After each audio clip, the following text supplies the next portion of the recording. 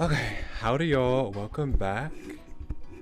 I hope y'all had a wonderful New Year's Eve and New Year's Day. It's still New Year's for me.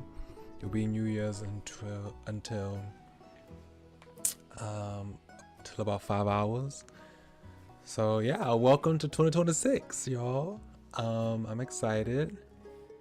I'm excited to see what the year's what's gonna happen. Maybe I'll talk more about this year tomorrow. Maybe tomorrow, instead of playing EU5, we can do like a free talk or drawing stream, and then we can talk about New Year's resolutions and goals and things like that. Maybe that's what I would do. Maybe I'll do that.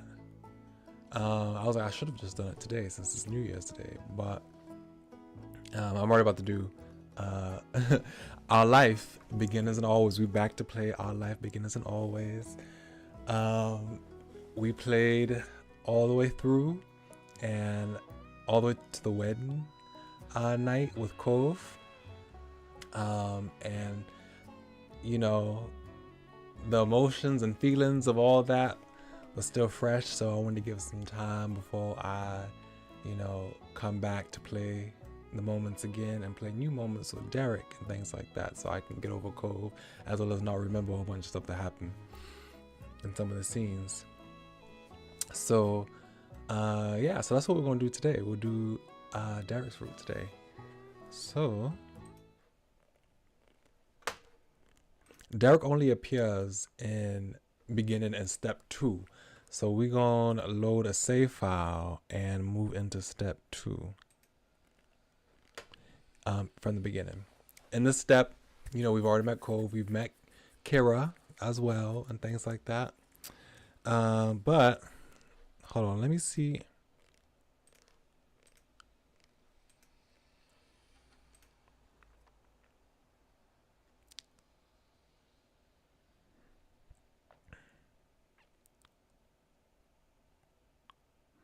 Okay, so let me tell you about the features in the Derek DLC. So it says that on the itch.io page, it says spend wonderful summer days in the company of Derek Suarez during steps 2 and 4. This is an optional DLC for the free game Our Life Beginnings and Always.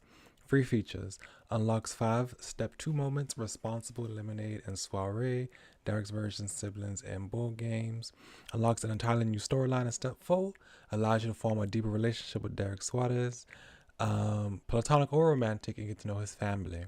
Includes new character sprite art, background locations, and CG images. Provides even more options for adding custom qualities to your character.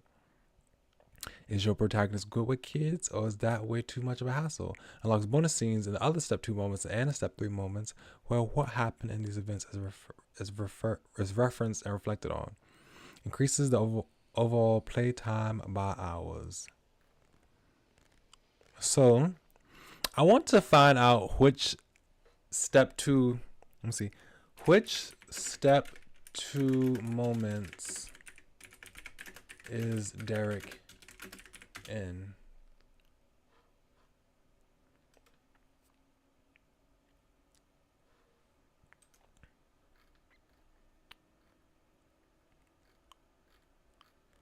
I should have. I was taking a minute to see how this all worked. That's the reason why I joined late.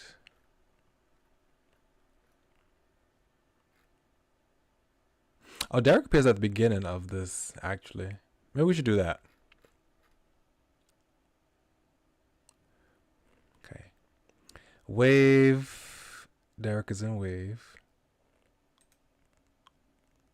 Derek is mentioned in Wave.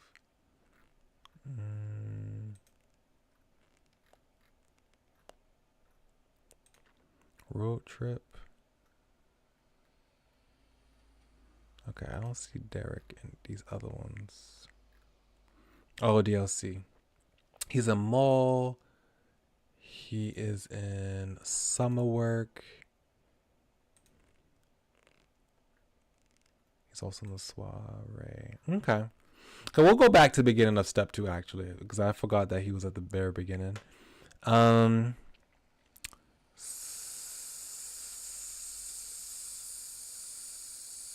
So, okay, we'll do that. Oops.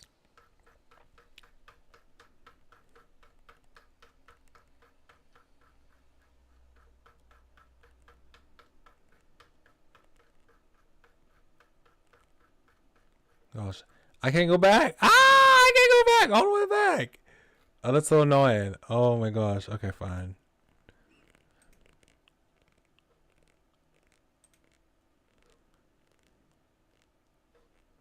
Let's just end the summer. We'll do that. Okay. Let's skip this. Actually, let me go back. If we please play a little longer, we'll do that. I don't remember which one I did last time.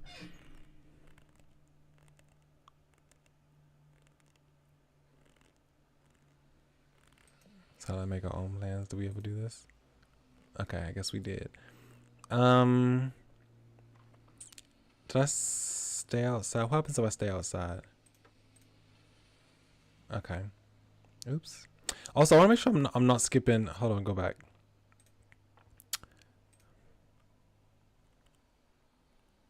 No, skip only scene text. That's what I want to do. Oopsie. Well, we've already seen it, so. Okay, we've seen that already. Maybe I'll just go back inside with Lizzie. I don't know if I did that last time. Apparently I didn't. We'll follow Lizzie back inside. So you were getting rather chilly yourself, and there was plenty to do inside. You didn't bother trying to catch up with Lizzie, swinging your arms at your sides as you strolled along the beach. It was getting colder, but you couldn't help but enjoy the last bits of daylight while you could. Okay, so he still comes. Let's keep going. Let's ignore him. Cole looked like he was busy doing something on his own, and you were heading home anyway, so you turned your eyes back to the road and kept moving. Okay. When you arrived, you saw your mother's in the kitchen still working on dinner. You shut the door behind you, shivering lightly as you adjusted the more pleasant temperature inside. Welcome home. Hi, sweetie. Okay. Oh, Pascal, will you set the table? You've been on your way to your room and you stared longingly in that direction as you considered the question. Mama hadn't said you had to help. Okay. Even though you had hoped to play, the fond look on your mom's, the fond look your mom sent you made it worthwhile. After you finished setting up the plates, you stayed in the kitchen chatting with your parents. It seemed like now that summer was winding down, time was It seemed like now that summer was winding down, time was speeding by. Soon it was time to eat. Lizzie talked about the busy schedule she made for herself now, how you watched through the window and thought about how much you're going to miss the long, fun-filled days of sudden play. That night, it was hard to sleep for some reason.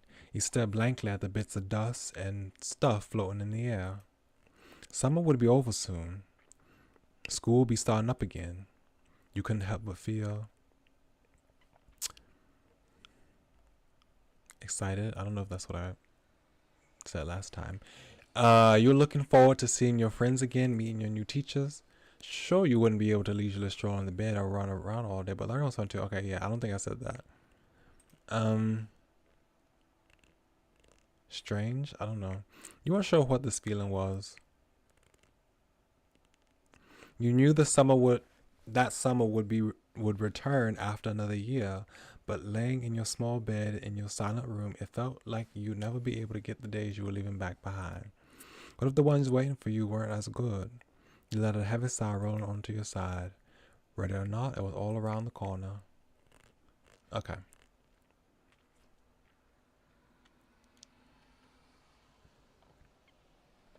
In between.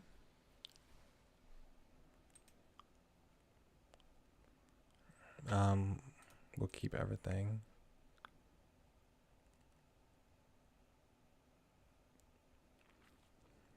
Yeah.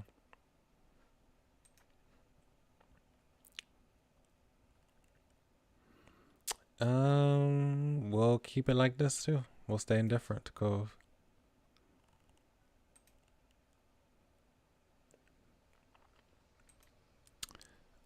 We'll do neither as well.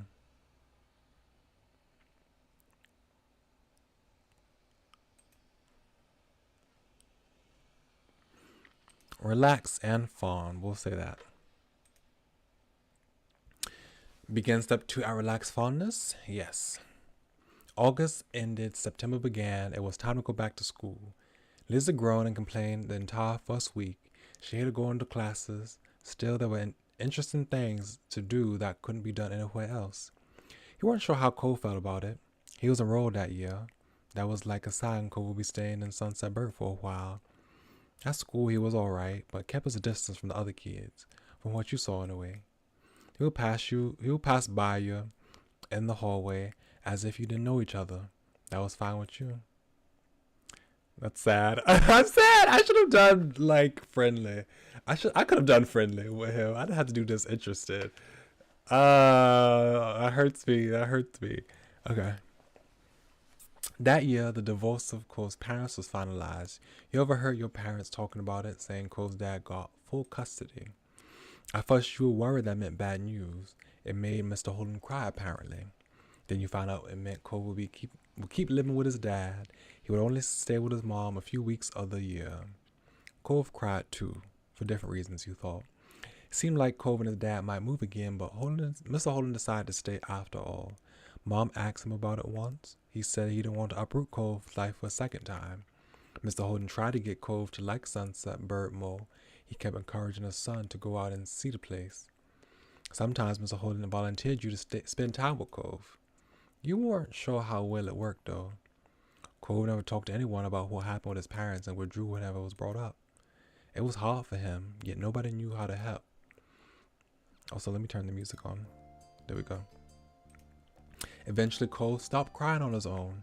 You couldn't understand what had changed, though you never asked. You doubt he would tell you. After that, it felt like things had gone back to normal, except what was normal didn't stay the same. Years passed and suddenly you were in middle school. You weren't a kid anymore, you were 13 years old. That made you a teen, even if your sister didn't agree. The toys and crayons that used to litter your every free space in your room had been packed away somewhere, replaced by new hobbies. Excuse me. There were other changes too. Cole's cast got taken off. It was weird to see him without it initially. Underneath the pink plaster ended up being a long, thin scar that snaked across his forearm. Cole's chest puffed out in pride when someone drew attention to it. He also went through a major growth spurt. He was the tallest student in his class for 2 years in a row. Cole will probably hold that spot again next time. In class, people knew him for more than just being tall. He also stood out because of how well he did with school stuff overall. Over the years, he still remained familiar in a lot of ways. He talked to people when they came to him, but never really searched out company on his own. And the only kid that came to visit the neighborhood when you were little, Shiloh, well, he was gone. He and his mom moved back south because of their work just 1 year after Cove came to Sunset Bird. It had been really upsetting when he left. Lizzie was inconsolable for weeks, but nobody talked about Shiloh no more. It was a long time. You learned some heartbreaking things became less sad the further away they were, even if they had never gotten any better. That was sad in its own way. Things at home were different too. You still lived in the same house and all that, but it wasn't how it was before. Ma dyed her hair purple, wanted something new, and liked it so much she kept dyeing it. You remember calling her mama as a kid, but something like that seemed awkward nowadays. We were much too old for the word. Lizzie felt too mature for a nickname too. She insisted on everyone calling her Elizabeth, so you did. Your mom soon gave her permission to go places other than the playground and shopping street, which you took advantage of. You rarely saw her around the old neighborhood. In fact, she hardly spent time with you the way she did before. Elizabeth instead associated more and more with girls from school who were her own age. Maybe the difference between 13 and 15 was greater than the difference between 8 and 10. You started befriending new people yourself, like Derek Suarez. He didn't live in the neighborhood or go to the same school. What happened was his and Cole's dad struck up a business partnership a few months ago. Since then, Derek will pop in the area now and then. It seemed Mr. Suarez was happy to let Derek tag along to his work, even if Derek had time for it. Without a doubt, everyone and everything around you had changed in small and big ways. You had too. As time went by, it was either set onto this new normal. Then, before you knew it, school was over and summer vacation had come again. I wonder if it's gonna be different because we have. Okay, I can. Oops. Yes, snuggle in bed. Pretend to sleep. Is that what I did last time? I did. Okay. Mom told me to tell you that Cole's at the door. Mr. Holden made him bring some happy summer gift over. Oh, I'm not doing her voice, actually. Sorry. Mom told me to tell you that Cove's at the door. Mr. Holden made him bring some happy summer gift over. Mom wants you to take it from him. Say thanks or whatever. So come down already. Yeah, she doesn't talk about him being like my lover or something like that. Like boyfriend or something like that. I can't remember what she said last time. Okay, fine. Okay. Elizabeth said nothing else and left, having done what was instructed of her. You roll out of bed, stretching your arms high and yawning. Time to get ready. You sat yourself in front of the mirror in the far corner of the room.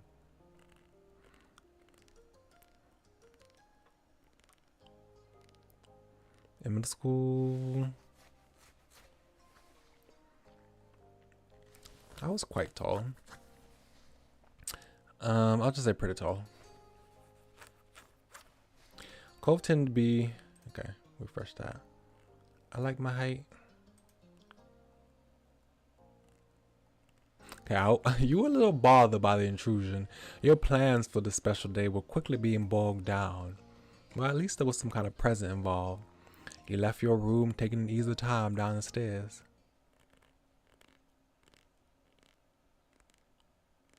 Step 2, second chance. Okay.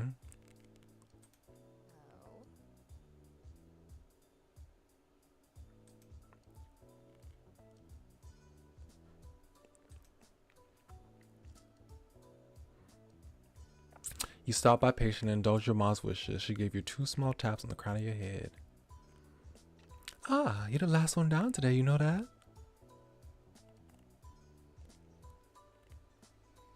Morning.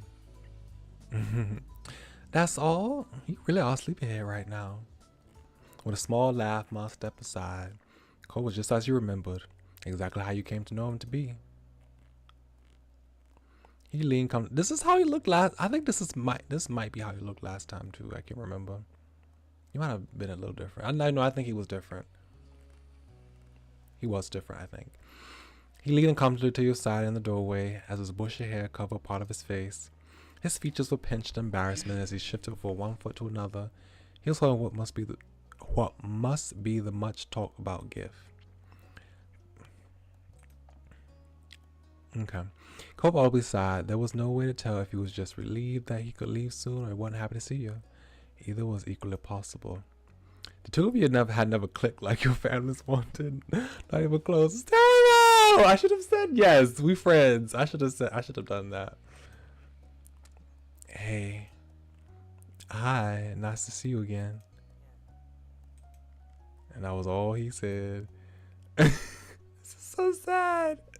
Well, you suppose it could be considered comforting that some things don't ever change. It was already shaping up to be another long summer with Cove's undesired presence filling the days. That's terrible. That is terrible. Okay. Disinterested and undesired kind of feel like different things. His awkwardness over the task started to creep back in, so Cove nudged the gift closer to you. He was ready to be relieved of it. With that, the gift was accepted. This is for your family. Dad got it as a present for you all. I just had to bring it. He's busy. You raised an eyebrow at the explanation. Mr. Cove being busy is probably not the reason he wanted Cove to be the one to drop it off, but you didn't comment. Thanks. Could you tell your dad we like the gift? Yeah. Mr. Holden's behavior really was different from any neighbor you'd ever had, though after 5 years you were used to his antics, and you since made up your mind about what your opinion was. He was nice. He's handsome. You knew he wasn't completely perfect, but he always seemed to try so hard for the sake of others. Your thoughts were quickly interrupted by a shout. Probably Elizabeth, probably. There you are! You shared a confused look with Cove. As one, you both stepped through the open door onto the neighborhood street. Oh no, it's Derek, probably. No, Elizabeth. It didn't take long to locate the source of the noise. You spotted Derek. Just a few yards down the road, he ran up to you. You were happy at the sight of him. Yes, you were going to be happy at the sight of him. Derek was certainly a welcome guest in your neighborhood. It was a pleasant surprise whenever he showed up. Oh, look at him, how cute he is. Look how cute he is. After stopping a couple steps away, Derek hunched over to catch his breath. Then he looked up with a wide grin. My guys, I was just at your house, Cove, but no one was there. I'm glad you didn't go too far. Derek turned to you. He was going to say more when his eyes widened and gasped. What's that? You followed his gaze, unsure. Then you realized what he meant. You were still holding Mr. Holden's gift. This is kind of like a bouquet of flowers, but made of fruit. Can I have some? I think I said this before, but it's a gift from my family. I can't give it to you. Derek pouted at your words, not hiding his disappointment. Hold on.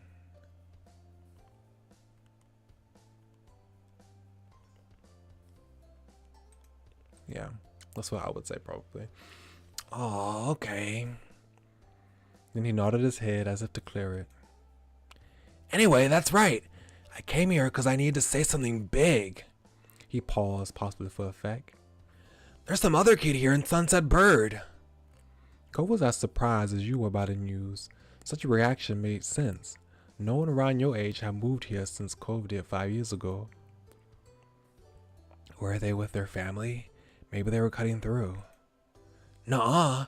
The new kid was all by himself, just walking. Did you talk to him? I can report the sighting right away. The kid had green hair, glasses, was pretty small, and seemed really upset about something. I hope he didn't leave. You blank. Slowly you look over to your longtime neighbor. That sounds a lot like you, Cove, when you first got here in a way. Oh yeah, I guess that was me back then. Derek snickered good-naturedly. I can see that really well, now that you say so. Well, what do you say? Let's go find Cove's lookalike. We shall meet him. I'll do it. Sure, I want to see who this person is. Derek grinned. Then he pointed down the street the way he came. Last time I saw him, the mystery visitor was going in this direction. Nothing else needed to be said. The three of you were off with Derek leading the way.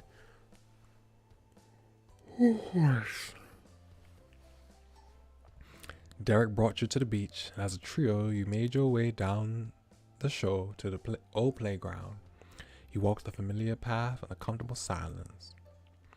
When you were almost there, you spotted the kid in question. His bright colors almost shone like a beacon beneath the rays of the sun.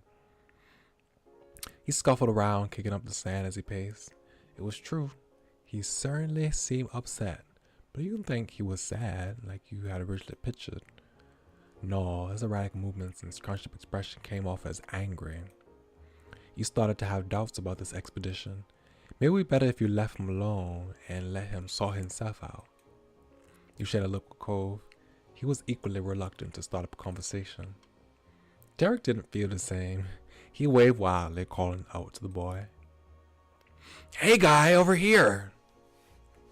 The kid whipped around, an impressive scowl carved deeper onto his face. His eyes were tired, but a strong, hostile energy still radiated from him. What is it? What do you want?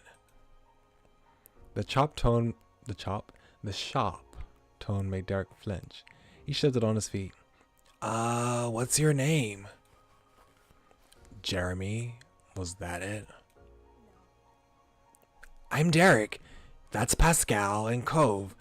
We were just walking around and saw you. We wanted to say hi.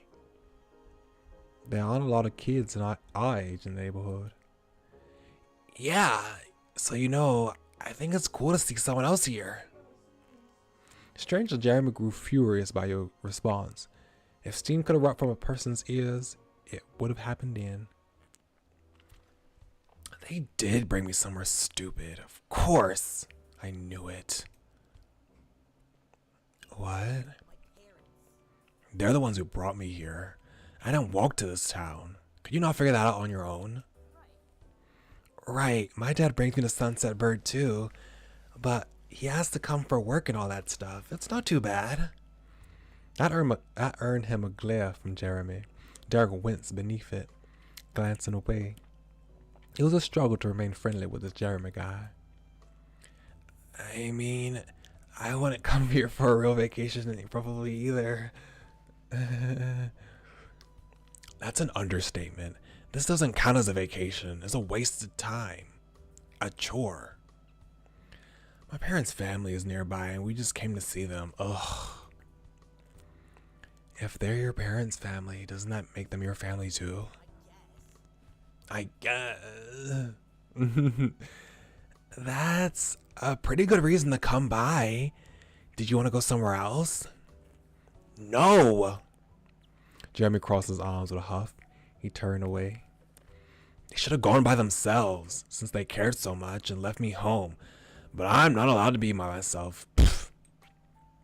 It makes no sense. They're the ones who don't know how to do anything, and I'm the kid. You kept quiet. You shouldn't talk about your parents like that. Sorry, it must suck being forced to do something you don't want. We just say hello, you don't have to keep complaining at us. Did I say keep quiet last time? I did. You had no idea what to say to this, so you stayed silent. Jeremy didn't even notice, too focused on ranting.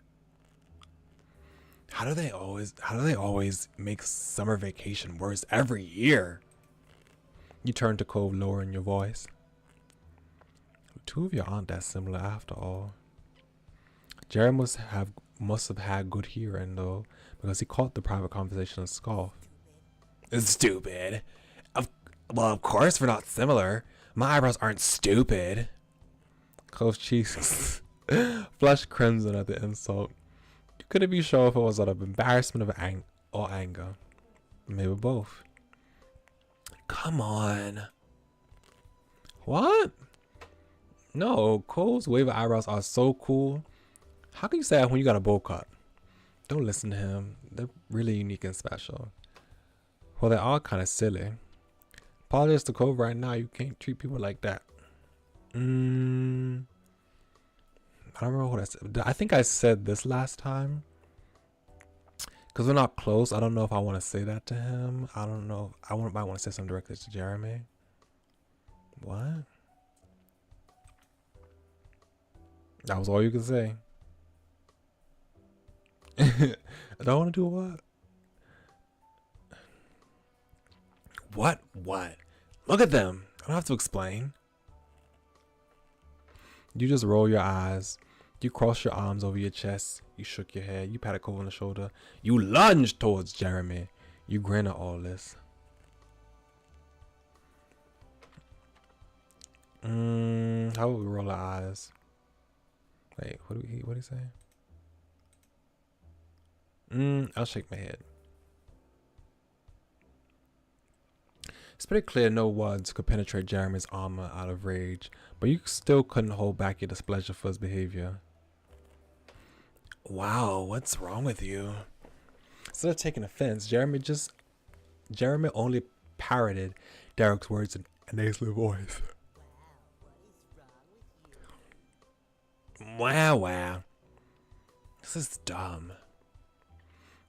Jeremy stuck out his tongue and skulked away, throwing more sand everywhere as he went. You watched him go, hunched over until he became a speck in your vision. Silence reigned in his wake. The three of you tried to process what just happened. Hold on, I'm trying to get comfortable in my chair, but it's kind of... Okay. I can't believe it. What I mean, kid. Derek was a kiddin'. Get it? What I mean, kid. Derek wasn't kidding. Excuse me. And by the sound of those earlier complaints, the new boy, Jeremy, was going to be in the area for at least a little while this summer. Derek sighed in dismay, plopping onto the ground. You followed, and Nicole did too shortly after. There wasn't much else to do. I was hoping we could meet someone fun. Hang out, maybe. He shook his head. After a moment, he slowly turned to you with a hopeful expression. But, you know what would really improve the day? What? He didn't respond. Instead, he used a hand to point, right at the fruit arrangement you were still holding. You completely forgotten about it during the minute drama that unfolded. You've gotten used to the wait. Glancing over the cove, you noticed he was eyeing the fruit. You must want some too. I need to save it, y'all. He sagged, still staring at the glistening fruits, but he didn't insist further. You can always get one for yourself. No, thank you. Quiet once more descended upon your group. Cove turned towards the ocean, a contemplative expression on his face. Hey, you do remember the land before time? That fruit thing makes me think of it. The dinosaurs all like the leaves. They were shaped like stars. Tree stars. Chomping leaves look so delicious when they did. Oh, yeah, chomping leaves look so delicious when they did it. I love that movie. I've never seen it. I didn't like that one. Yeah, I've never seen it.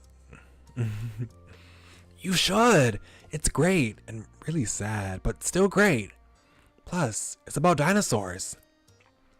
Derek didn't say anything further about dinosaurs otherwise. For the next few minutes, the three of you watched the waves crash onto the shore. Cole stood up unannounced, dusting off his clothes with one hand. You saw a flash of a scar on the inside of his arm as he did. Bye, Cove. Bye, Cove. I'm so sad. Okay, but Derek's here, so this is who we're here for. I'm gonna go. Okay, bye, dude. See you, Cove. You watch as he walked towards some other place that wasn't here, his gait unhurried.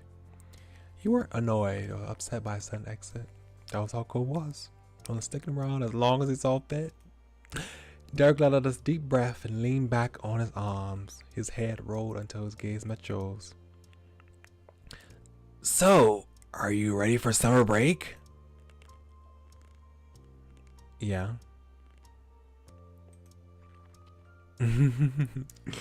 Cool on you. I wish I could say the same. It feels like there's a lot to plan for. Before you could say anything else, the light atmosphere was shattered. Pascal! You glance over your shoulder to see your sister. She strode closer and closer up here and none too pleased. I've been looking all over for you. Mom said you and Co ran off with the thing Mr. Holden brought for us. She leered over you with her arms folded. So, where is it? It's fine and right here.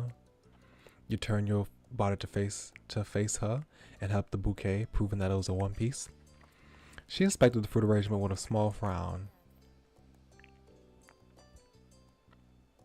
How about you take it and then I can just hang out with Derek some more. Alright, looks good, but if all you're doing is staying around, you better take it back to the house now. It's not just for you. Get going. This wasn't okay just because you hadn't done anything yet. Oh no. I think I hear the mean kid coming back. We better get out of here. Elizabeth blinked, confused, and looked around. Kid? I don't see anyone. Derek didn't bother explaining. He just launched to his feet and ran off. Derek, don't leave me. You turned to watch Elizabeth. She stared back, brow raised. We'll run. Without a word, you two got to your feet and bolted down the beach. Unimpressed, Elizabeth rolled her eyes. Meanwhile, you made it back to the shoreline with Derek. Derek pumped his fist, grinning in triumph. We escaped and shall live to see another day. Exactly, but we should keep moving. Yeah, for now at least. Victory! Victory! My moms are going to be so mad when Elizabeth tells the story.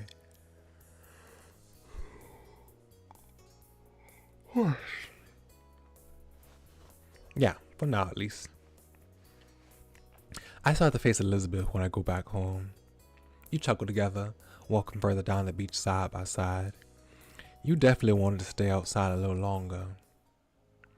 You had gotten a bit of a talking to for running off with the gift twice, even though you hadn't eaten any of it. But Elizabeth was also asked to be a bit more patient in the future. You could have just taken it. I don't understand how we... Like, come on. In the end, the four of you had split the bouquet and the event was fully resolved. After that, Derek had rejoined you in the living room. He elected to stay outside for the extra time, so you could face the potential scolding from your family without him witnessing the embarrassment. Derek was a guy you could count on. The dust had settled from the prior events, and your moms went back to their room. So Derek was just taking it easy until his dad arrived. Mrs. Suarez was meant to be there in a minute to get Derek. Derek preferred not to sit, and instead took long, lazy strides in a circle around the edge of the rug. Hands behind his back and head angled toward the ceiling, Derek looked like he might be puzzling out a crime. He probably made half a dozen rounds when a solid knock struck your front door. That stopped Derek in his tracks. Dad's here. The both of you went towards the door in unison. You arrived first, since you had a half-room head start. When you pulled it open, only a tiny crack, someone zoomed in past you. The breakneck flash of a human was still entirely recognizable. It was Derek's littlest brother, Nicholas Suarez. He shouted triumphantly, "Nick, we're here!" He was only 6, the tiniest kid around. Hot on his heels came in the middle, son Jorge.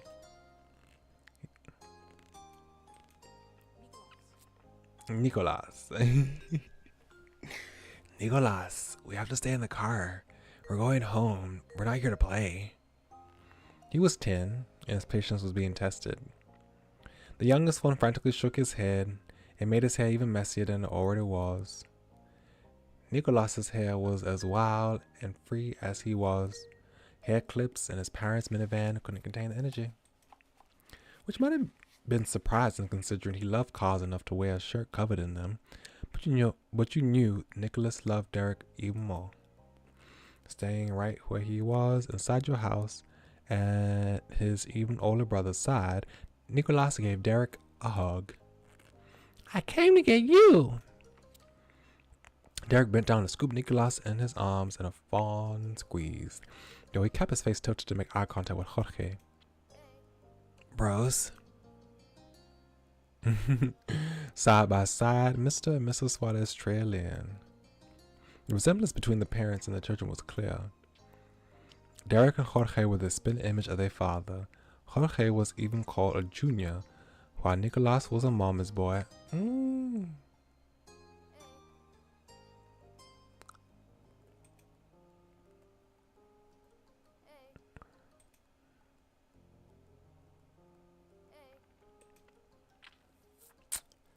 I don't know.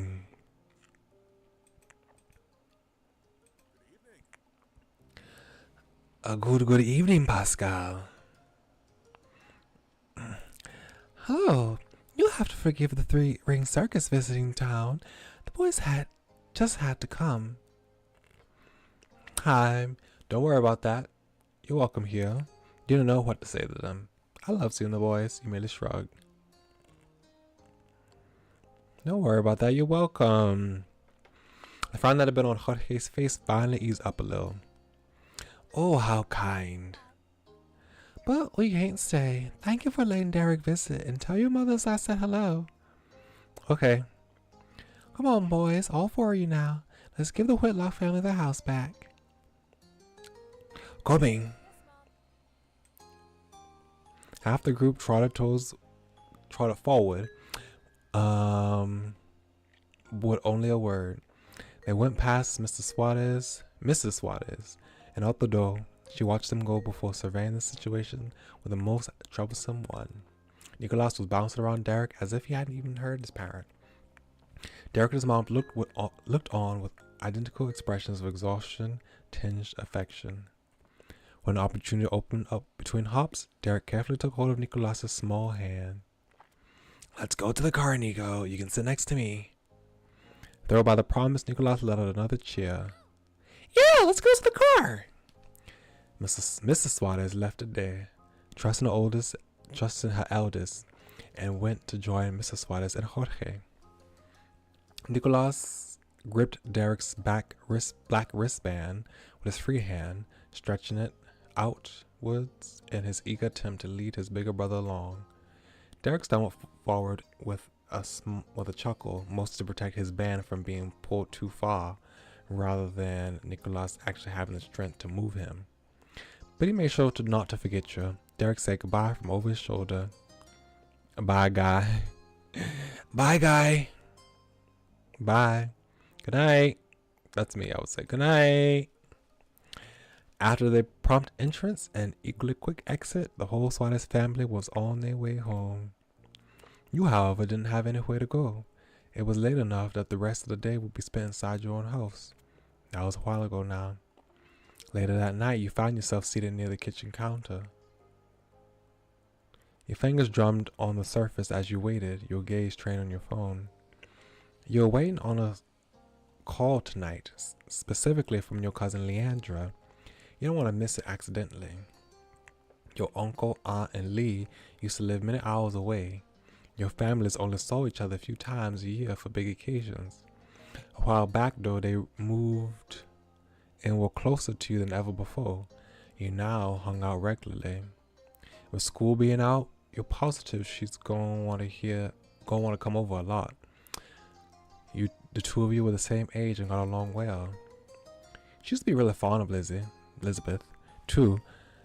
But now that your sister has become allergic to interacting with her own family, it tended to be just you and Lee who spent time together. She was your only friend who was a girl. Being a family helped make you close. We had a lot of girlfriends. Yeah, I had a lot of girlfriends as a child.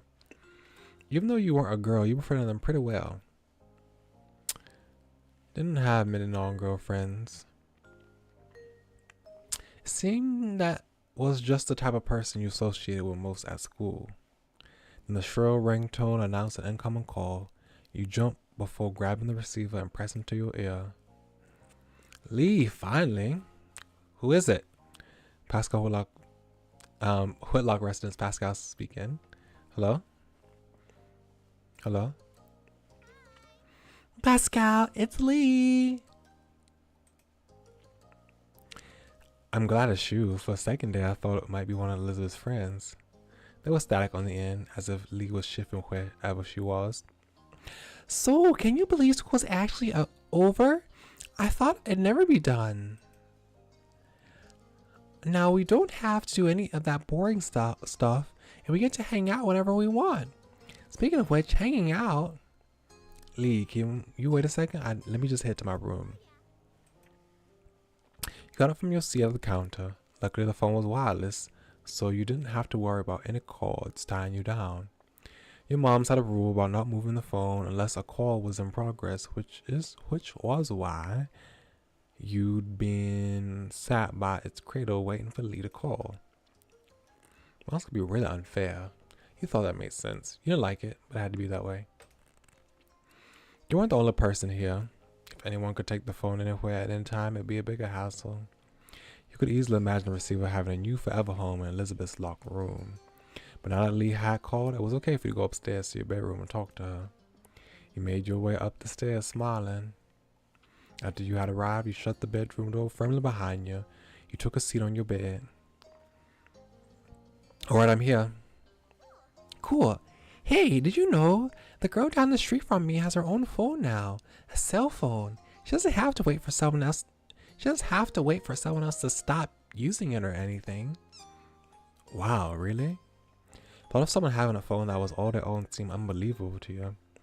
Right? I wish I had one too, but my parents said I couldn't get my own phone until I'm more grown up. I wish they changed their mind. We could call each other every single day and no one would be able to stop us. How great would that be? Really great. But wouldn't I still be using a home phone? Too bad that's so far away. Yeah. My moms could stop us if they wanted. Lee laughed. You didn't put a damper on her imagination. Oh, then you'd have your own phone too. That works. She sighed dramatically. But I'm not going to get my own one until I'm all the way in college. Squeezing the phone between your shoulder and ear, you puffed up your pillows and made yourself more comfy. It was strange to think of a time when normal school would be over and you'd have to choose whether or not to go to college. School is such a big part of your life right now. Studying didn't come easily to you, though you tried. You worked about as hard as other people. Pretty average results. Never tried much, but you still didn't do that bad. And mother. Yeah, this is how it was. Until I got to university. Ooh. When I got to university, though, that was something else. But in grade school, yeah. You soaked up information as naturally as a sponge absorbed water. You had yet to worry about school being hard for you. But a lot of pressure to maintain high grades, help do well this year. Got confident. You could definitely keep the streak going. Yeah. Try to sound engaged, but your mind had decided to break to school despite the season. Lee knew you too well to be fooled. You sound so spacey. What's up? Just thinking about school. Lee groaned. Are you thinking about how we don't have to think about it because it's summer? That's what I'm doing. I'm looking forward to going back. Let's make a potential more vacation time. It's so awful. I hate going. Come on, it's too scary not to think about it. It's awful. I get what you mean. Though, I guess school isn't all the way bad. You can do some good things there. You can just do more when school's out. Learning new things to be cool. Gym is pretty great though. It's the easiest way to hang out with people not in the neighborhood. Cafeteria lunches at my school could be better than they had any right to be. There's nothing good about school. Oh, okay, so that means it's good. I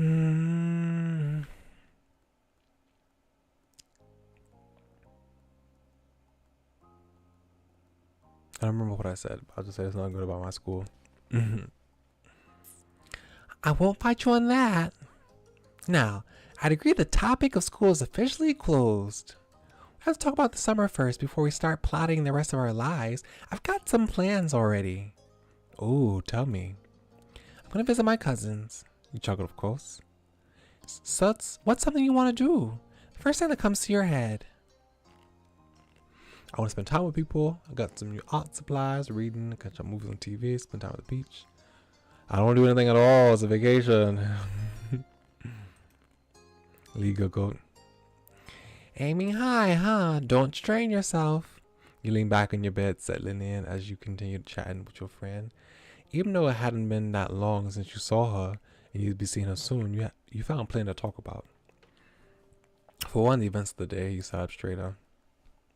I was with Cove and Derek today, and we met a new kid. Like, at your neighborhood? Mm-hmm. His parents are visiting family, so it sounds like he'll be around for a while. I don't know how long. What was he like? He was mean. He kept snapping when all we were trying to do was talk to him. He just kept being rude to everyone. Especially Cove. I don't think I want to meet him. You want a boy to stay away before even meeting him? That's an unexpected twist. Your cousin was pretty popular with the boys who knew her. She seemed happy enough to have them around until they started to annoy her. Who are you to talk? Cove and Derek are always around. They're both boys, you know. That's true. That is not the same.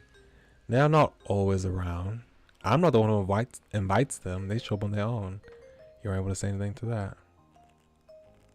That is not the same. Lee laughed at your rejection of the idea, deeply amused. Even though she couldn't see, you shook your head at her, grinning to yourself.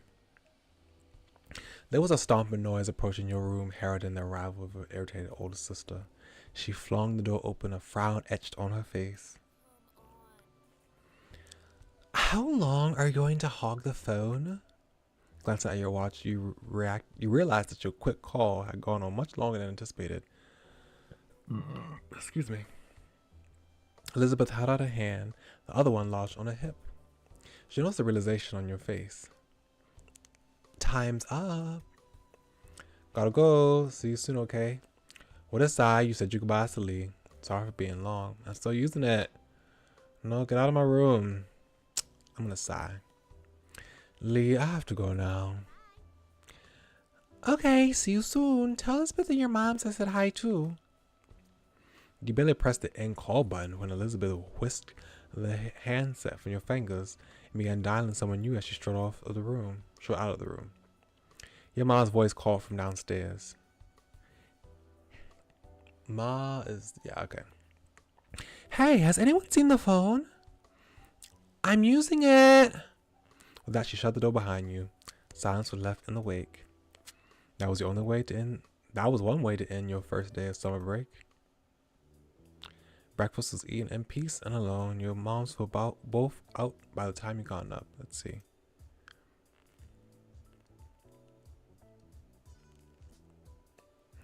This is true now, but not at the time of me being a child, so.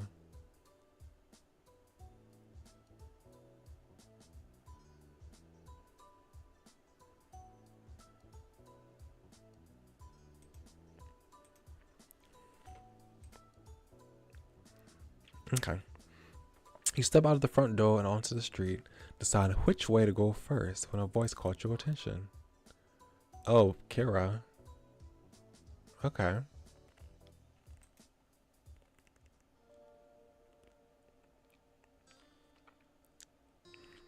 Isn't she super pretty?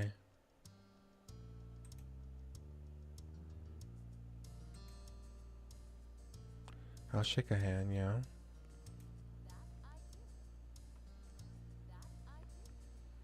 Oh wow, okay. So let me read this. I'm Pascal, but you already know that. Oh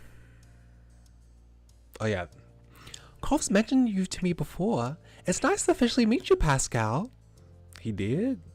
Cove and I aren't really friends. I've also heard that. Maybe that will change one day. What has Cove said about me? Yeah. Oh, I can't tell you that. I've already said too much. She laughed good-naturedly. You couldn't be happy about the answer, though. Okay. This is so sad! You said nothing as Cole walked over to the two of you. When he finally looked up, he noticed you were there and raised his eyebrows curiously. You couldn't quite tell if the expression that crossed his face was confusion or relief. Cove and I are heading into town to grab something to eat while the snore is at work. Kira beamed at Cove and ruffled his hair, which only seemed to upset him more. He assumed that the snow she was talking about with Mr. Holden. Hey, you should come with us, Pascal. I'd love to get to know you better. Yeah, you should come. Oh, well. You were a little taken aback by Cole's agreement. You hadn't imagined being stuck with him and his suddenly appearing mom for the afternoon, especially not if he was going to be gloomy the whole time. Of course, we're running by your parents first, responsibility and all that. It'll give me an excuse to meet them, which I need to do at some point. It's important to be neighborly if I'm going to be roosting on the street for the time being. Any whoosies, let's go. Kira walked ahead towards your house, and you hung back with Cove, who crinkled his nose as he watched her. I'm sorry about her, but I really do want you to come. I don't want it to be just the two of us. Not right now. I didn't know your mom was coming over. Don't you usually go to where she is? Yeah, she's gonna be staying with us for the summer. She just got here this morning. It was a surprise they planned. His face scrunched up more. You nodded his understanding. Cove had been through a lot with both his parents the past few years, and it seemed like it was still taking some time to adjust. The two of you headed over to where Cove's mom had just knocked on your front door and stood behind her. Okay.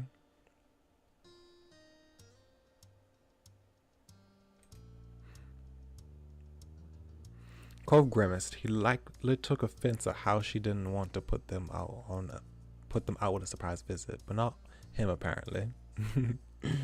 Oh my gosh.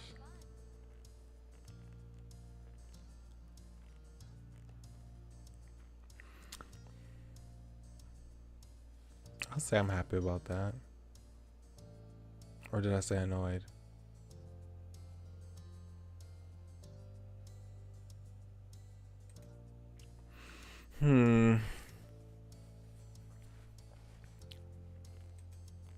I'll say I'm annoyed, especially since I'm indifferent.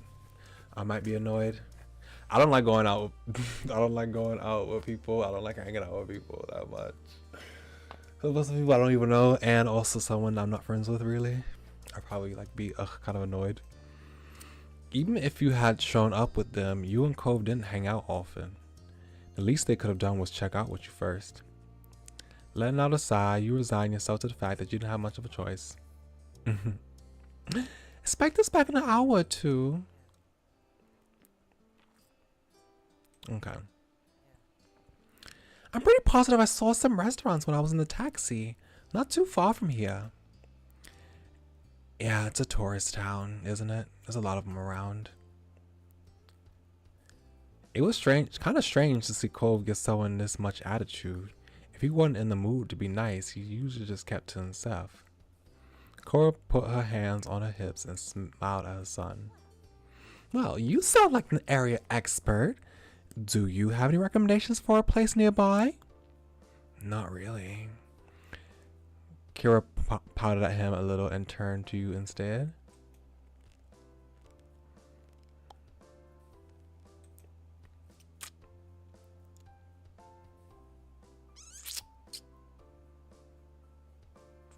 Sure. Where did we go last time? I think we went to Chinese last time.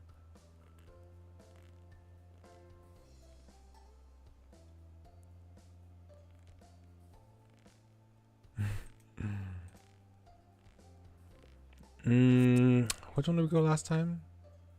I think we went to Chinese last time. Oh, I can't skip either way. We'll do this one. Thank you, Pascal. Will you show us the way? You nodded, taking the lead of your little group as Cove and his mom followed behind you. Together, the three of you left the neighborhood behind. The walk was about 15 minutes, and along the way, Kira asked a lot of questions about the area. Cove was quiet most of the time, so he ended up answering her instead. Kira explained that she lived in a large city, and she loved how peaceful and relaxing everything seemed in Sunset Bird.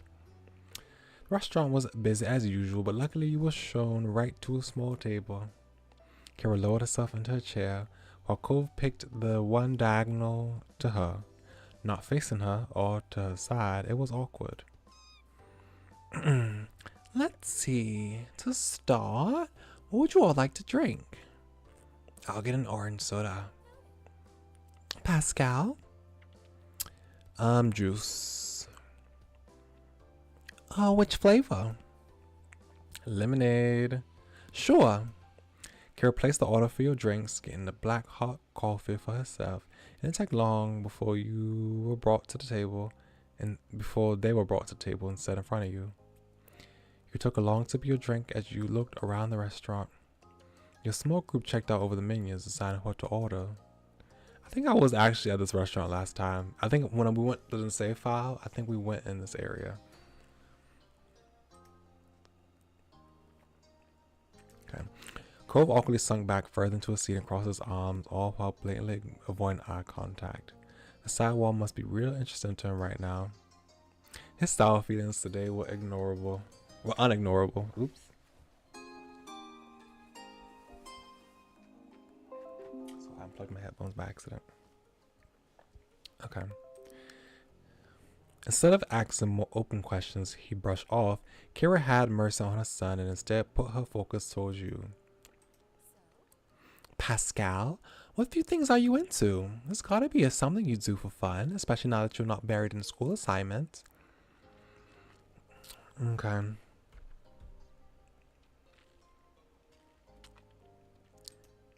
was pretty autistic in middle school. I was doing a lot of drawing. Did a lot of sketchbooks. And I like to watch TV. And I like to read fiction novels. I read more in middle school. Manga. I haven't heard of that style, but I'm sure it's very good. That's how literally when you tell adults niche stuff and they're just like, oh, I haven't heard of that, but I'm sure it's nice. Games.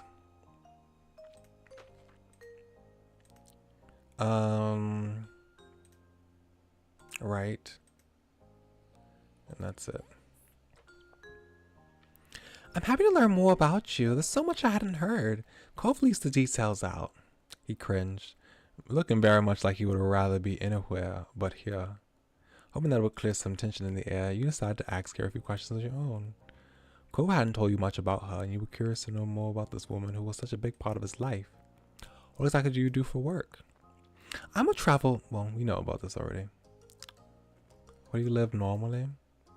Nevada, I knew that. Why did you and Mr. Holden get divorced? That's crazy to say. What do you like to do? Spend time with your little boy and things like that? But we're polite. It didn't seem to bother her that the conversation dropped off. Okay. Cove sipped his soda angrily, slurping the remaining drink with furrowed brows. He looked ready to run straight out of the restaurant. You wondered if he was annoyed that you were spending all the time talking to his mom, but he hadn't seemed to want to talk to her at all. You made a silly face at him, smiled at him, gave him a sympathetic look, flicked his straw wrapper at him. You left him alone.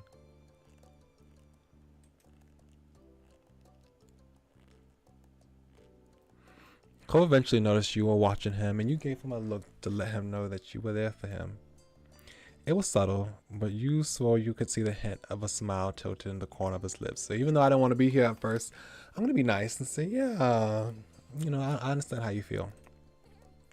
Excuse me, ma'am? Not in this route. Not in this route. You two seem really cute together. Cove covered his face with his hands and leaned back in his seat. Mom, why would you say that? I would blush. The way she said that had embarrassed you. You weren't prepared to have Cole's own mother describe the normal interactions the two of you had as cute. Your meals were delivered shortly after that, and everything was so delicious, even Cove enjoyed his food. Okay. Alright, now that we're all full and content, could you explain, please? Okay. Could you explain, please, why you've had a explain why you've had a bug up your butt all day? Cole's face instantly returned to its crunched form. Seriously, baby, what did Mom do to make you this mad? I haven't even been around a full day yet. He gripped the edge of the table, refusing to make eye contact. The words he spoke were barely audible over the din of the restaurant. You could have told me. She leaned forward not to miss anything, her eyebrows raised. Told you what? He finally seemed to find his voice and spoke the thoughts that had been on his mind. That I wasn't gonna visit you this year. That you were going to be coming instead. Didn't you invite me? You wanted me here with you. You wanted me here with you?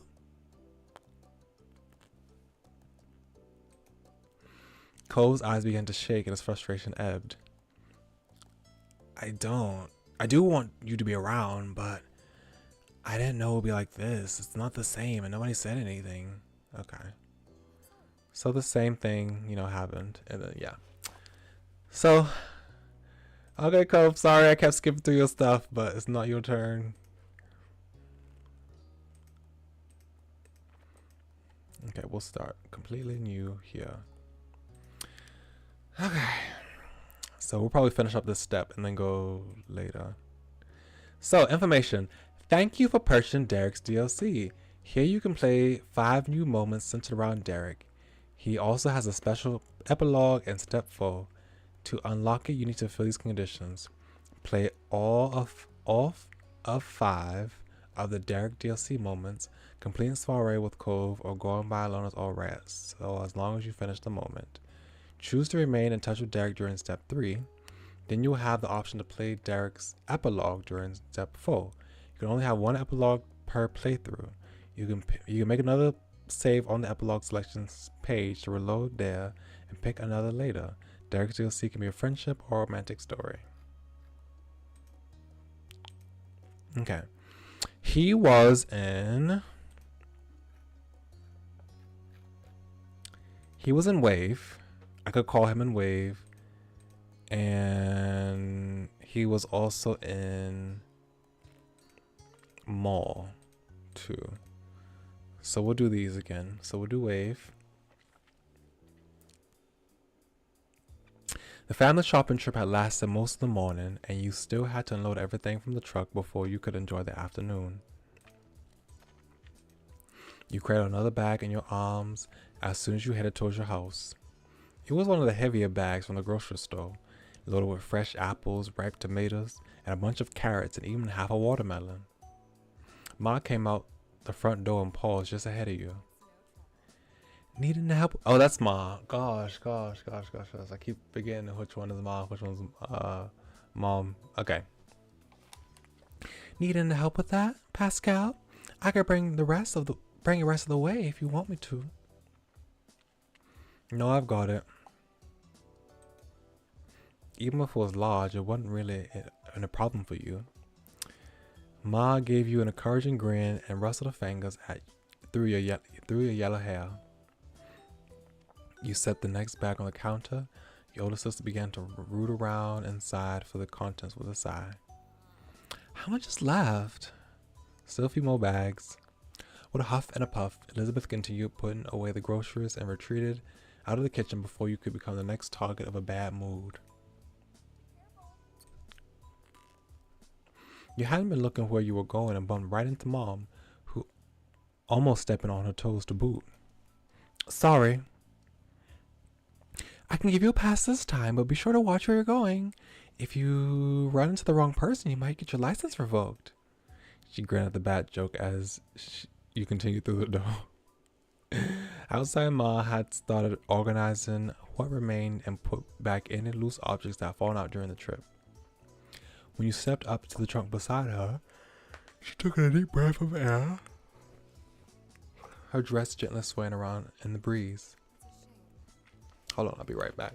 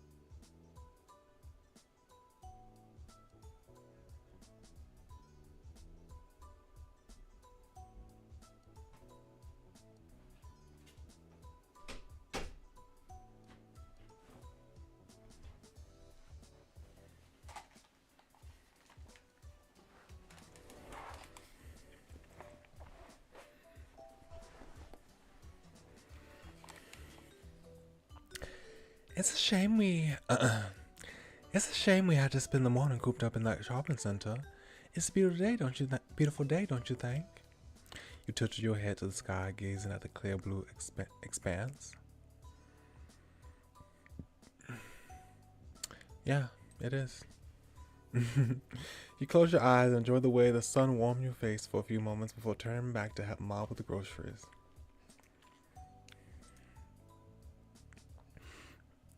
Oh, hi, Cove. You notice Mom waved over to Cove, who had just exited his front door. His surfboard propped up under one arm. Let me see. Surfboard, wetsuit. Where might you be off on this beautiful day? Cove hesitated, looking a bit startled at having been noticed. But then he waved, even though you could tell he was in a hurry. Hi, Cove. That was a lengthy conversation with him. Cove still exchanged a couple more words with your parents from across the driveway. After that, he adjusted the surfboard under his arm a little, getting a better grip on it. I've got to get down to the beach before the wind turns. I'm doing well today, Okabe Flower. Thank you. How about you? And Happy New Year to you as well. With a last wave goodbye, Cove turned and headed down the road towards the beach. Take care. Sweetie. You continued to look the way he went as you became lost in thought. I want to hang around the house. Shopping trip had left you feeling a little tired. An afternoon relaxing in your air-conditioned house sounded like a great plan, but you couldn't do it yet. There's still a few more bags left to carry in. You picked up as many as you could manage. You could handle a lot at once. It helped finish the job faster and it was nice. Inside, you were greeted with an annoyed scoff. Is that everything now? Not quite, Elizabeth. It won't be much longer. I'm sick of carrying bags. Can I stop bringing stuff in? If it's so bad for you, we can switch roles. Elizabeth always does an easy job. You were happy to help however you could. You simply left to grab another bag. That would be me. It wasn't the best choice in the world, but you knew your moms appreciated the help. The sooner you could get everything done, the sooner you'd be able to spend the afternoon doing whatever you wanted. I'm going back out. It wasn't long before each of the bags had been carried in and their contents were stowed away. Elizabeth was already walking away. Finally. Thank you for your help, you two. We couldn't have done it without you. You're so strong carrying all those bags, Pascal. Elizabeth rolled her eyes. How about some lunch? With everything we bought today, we can make pretty much anything we want. I think the more important question is who's going to stay and help prepare it. I agree. Any takers? I'm not hungry. Besides, I have things to do. I'll make something for myself later. Elizabeth waved a dismissive hand through the air before officially heading off to her bedroom. Ma pouted a little and let out a sigh before turning her smile onto you. Well, I'll avoid eye contact. You refused to look at either one of your parents, and Ma, guessing correctly that you weren't planning to help out, let out another sigh. Go on. We'll call you when the food's ready. Glad to be done with the chores for the time being, you headed off to your bedroom while deciding what to do for the rest of the afternoon. With lunch out of the way, it was time for you to decide how to spend your afternoon. You glanced around for inspiration. The empty phone caught your eye. Okay, let's talk to Derek. You strolled over to pick up the receiver and started to dial the number for the Swallows house. You didn't know if Derek would be in, but it didn't hurt to try. Hello? Suarez residence. Hi, is this Pascal? Hi, is this Pascal? Hi, this is Pascal. Can I talk to Derek? You can, he's home today. You heard a shuffling sound like the phone was moving slightly. It was a muffled shout from Derek's mom. It didn't blast your ears, so she must have turned away from the phone. Here he is, Pascal. Have a nice chat. You held the phone away from your ear as there was a bump of static from Derek's phone getting handed over. You heard an excited breath. What's up? Pascal, hey, what's up? I was just free and thought of you. Oh, and that's so cute. None much. Well, I thought maybe we could talk. I'll say none much. This is cute, but this is what I would say. None much. I get it. How's your day going? It's been nice. We got a bunch of groceries. Honestly, it's been kind of a boring day. Lousy that time. Kind of boring. I feel like most of it was chores. I got you. Then you've called the right person. Talking with me is never a chore. That's a guarantee. You chuckled. Now keep that in mind. So what's up with you? This is gonna be great. Kind of the same. It was a chore day at my place. I had to clean the bathroom and it was really gross, you know. Ugh, I hate cleaning the bathroom. I hate that. Derek didn't sound entirely upset over it. If anything, he seemed to be boasting of how he could handle such a job. But the house does look a lot better now. My brother's room isn't a disaster anymore. You've been cleaning the entire day? Well, no. I finished my part a while ago, so I've been playing with the Wii with my big brothers.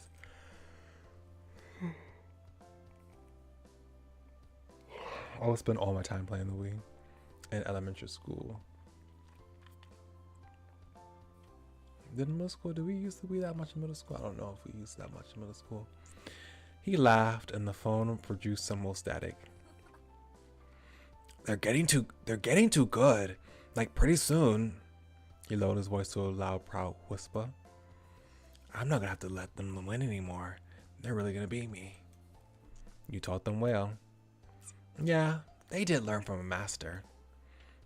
He bragged a little more about his brother's game prowess, slipping in a few of his cool moves as well. You chatted until the conversation started dying down and the day grew later. But let's keep talking to him. But you kept talking to Derek. I'm pretty sure at that point you could break off and like go hang out with Cove, I think. But we're gonna keep talking to Derek. You started up another topic, and Derek kept it going with energetic interjections. You went from subject to subject, and the words flowing from Derek like a river to the sea. It wasn't until the sun started to go down that you realized how long you really been going. It was time to stop. It's unbelievable how long you tied up the phone lines. You told Derek goodbye, and he thanked you for hanging out with him. You cut the connection and placed the phone back where it belonged. You continued to relax. You went out to watch the sunset. Let's relax inside. The rest of the evening was peaceful and rather low-key. You enjoyed the calm and were happy that you stayed at the house. You spent a little time with your family and had a pretty comfortable conversations during dinner. Pretty soon it was time for bed. Another summer day had run its course for you. Wow, way went by very differently this time. Okay, and what else? I think it was mall and summer work. Yeah. Okay, let's go to the mall.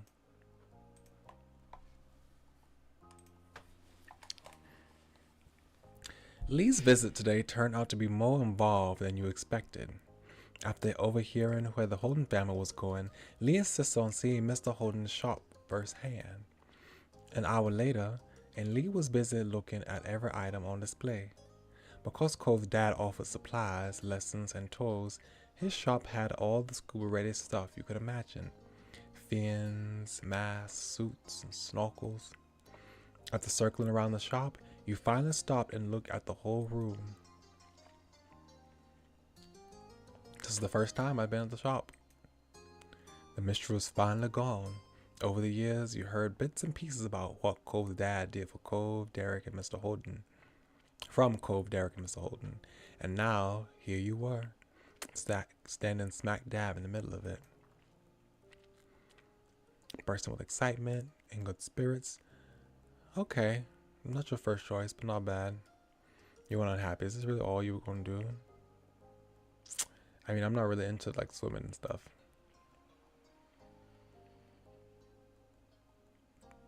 The place never interested you enough to want to visit it. You hadn't expected Lee's request to carry on this long.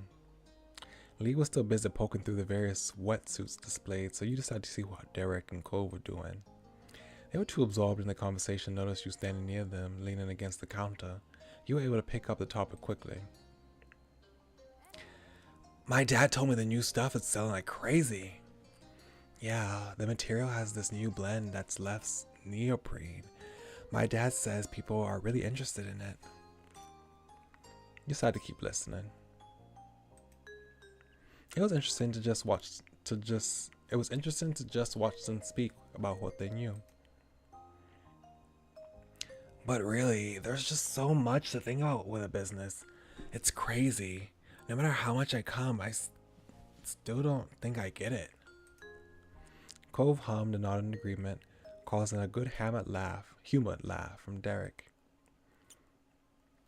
I thought you only liked the scuba diving part, not the job part. That's just the best part. That's just the best part. I think about other things too. Cool. Business aside, running it, that's my favorite. Out of the corner of your eye, you caught movement and you realized that Lee was now standing next to you.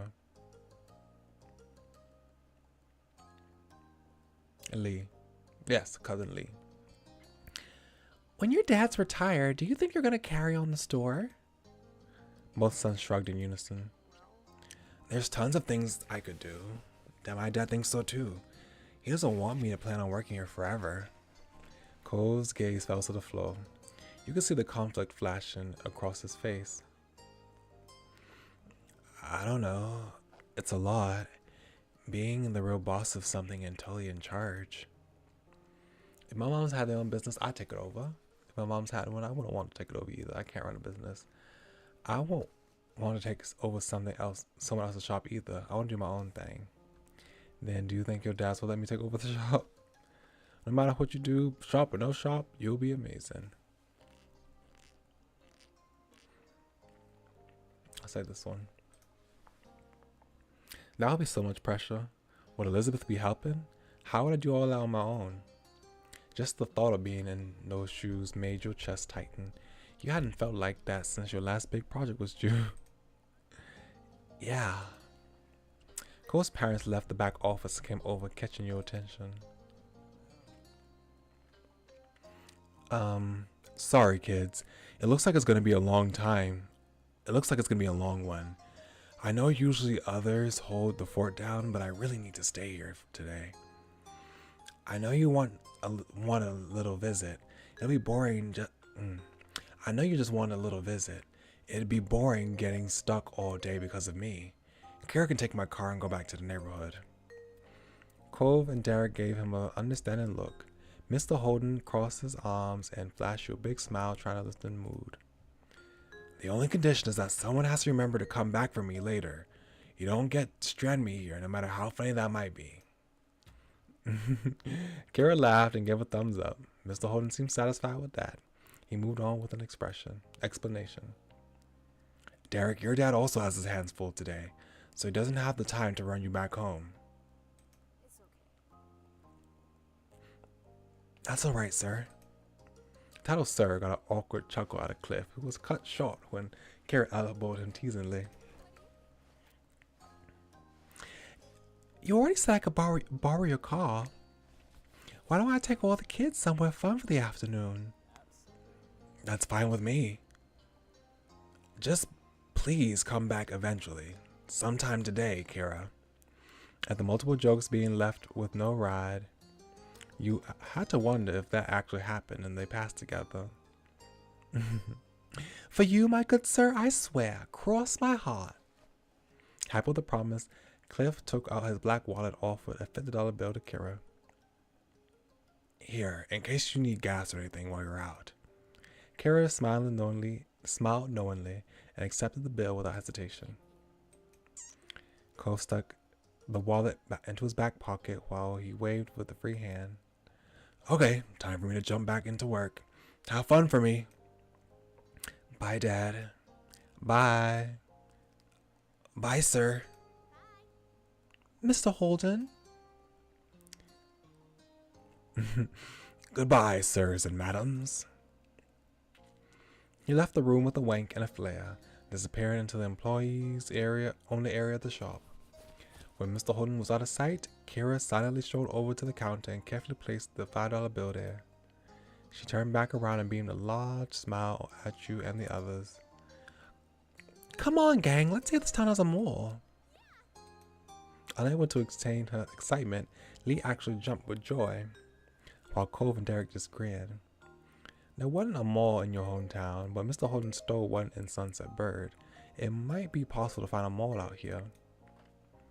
You felt pumped. You felt okay about that. You really don't want to go there. Let's be pumped. Okay, that's too much. That's too much. I don't do all that. A trip to the mall had never failed you. You nodded, decided that today was gonna be alright. Let's go. She quickly herded the group out of the store and into the car. As the driver, I get to choose my partner in crime. Naturally, I bestow the position of shotgun to my baby. Her comment had both Derek and Lee snickering. Cove rolled his eyes at his mom and opened the front passenger door. He just had to stick up for Cove. Decided to jokingly complain of the special treatment. You were fine with that. You kept quiet.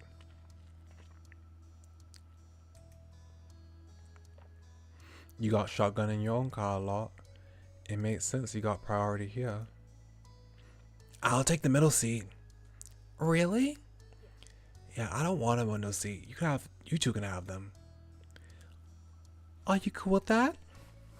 You thought it was odd that anyone would give up a window seat, but you knew Derek tried to be especially polite when he was a guest. You nodded. Sounds like we're all in agreement. Everyone squeezed into the car, buckling in, and Kira turned the radio on. She set it to a top 40s pop station. You were into it. You didn't like it. You asked if the radio station be changed. I can be into it. Quickly you recognized the song playing. It was a new one by an artist you were listening to quite a lot recently.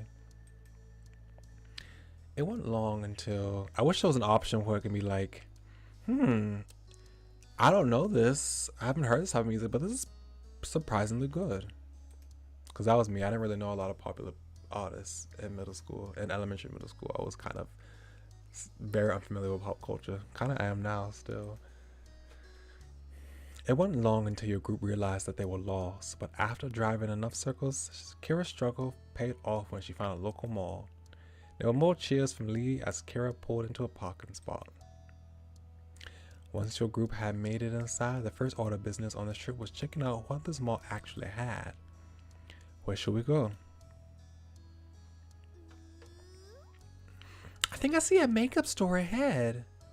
She rolled up on her tiptoes to get a better view. Meanwhile, Derek was eyeing the directory. There's a chocolate shop. Seriously, we have to go there. Yes. Wait. And we need to find a decent jewelry shop. I need new hair ties and barrettes. We also gotta look for this one for the game store. There's tons of things you can't get anywhere but a store that's just for video games. Hey, what are you thinking, Cove? I want to look at the fish in the pet store. You could have guessed that much. And who else? He smiled with some bashfulness. Yes, the food court. What about you, Pascal?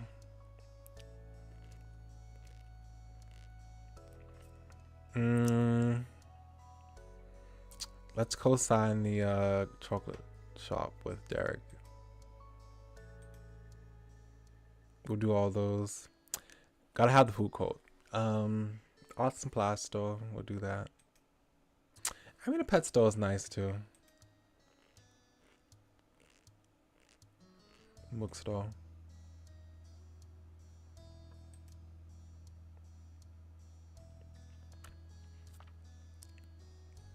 That's certainly a list. Good thing we have all afternoon. Yeah. I have my own stops I want to make. Let's create a regroup here at 7 p.m. You're not coming with us? We're all in the same building. You won't be as alone as you think. I'll only be a few minutes away at most. You're old enough to enjoy the mall without me hovering. Okay. Be back here at 7 p.m. Toodaloo. Leaving Derek and Lee stunned at the newfound freedom, Kara walked off. When she was almost out of sight, Derek's face twisted in confusion. Wow, she's really gone. I can't believe she just did that. This is so cool. We just do whatever we want. You were happy about it. Talk about an amazing opportunity. You felt unsure about the situation. Was it really going to be okay? You felt okay about the situation. You were happy about it. That's not what you had in mind.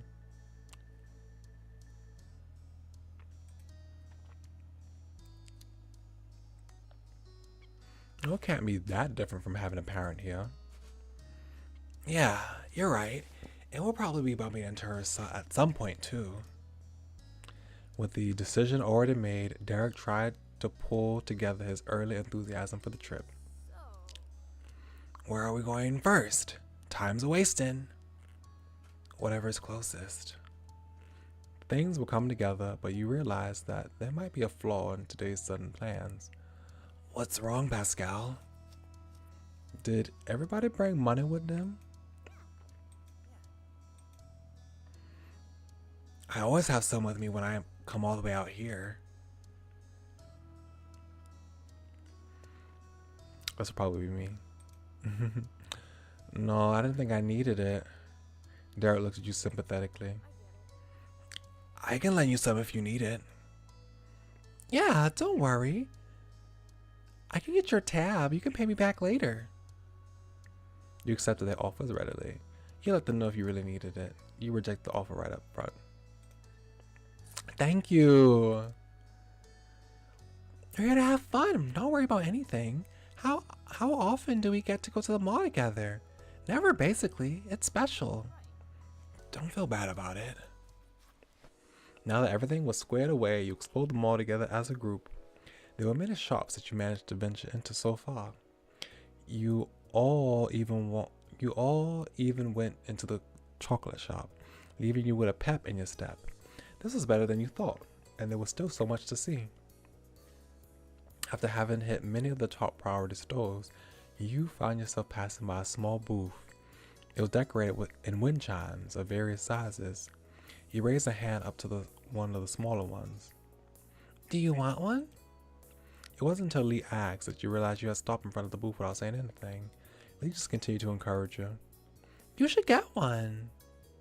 I'm just looking. I'm not really into wind chimes. It's nice to check stuff out. Lee hummed in agreement and then stared past the booth. Following her gaze, you saw that the boys were already wandering too far ahead. Let's go. After leaving another clothing store, the one that Lee couldn't resist exploring, you and your friends found themselves walking down the main hall of the mall again. Oddly enough, Cole started drifting to the side. Hey, where are you going?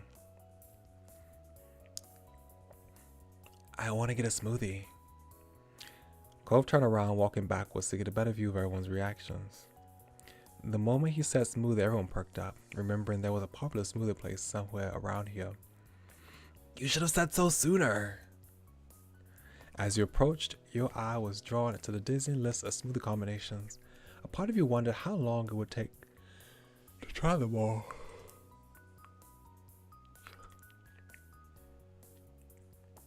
Hi there.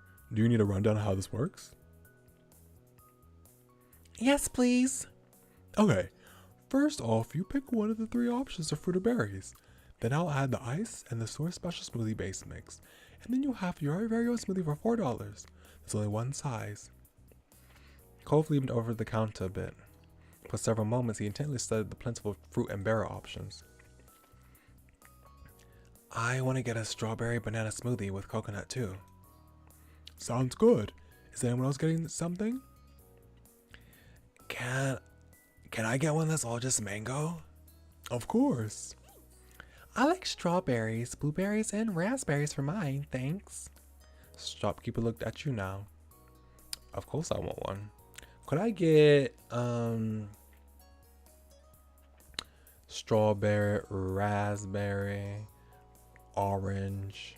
Oh, that's it. That's all I could get.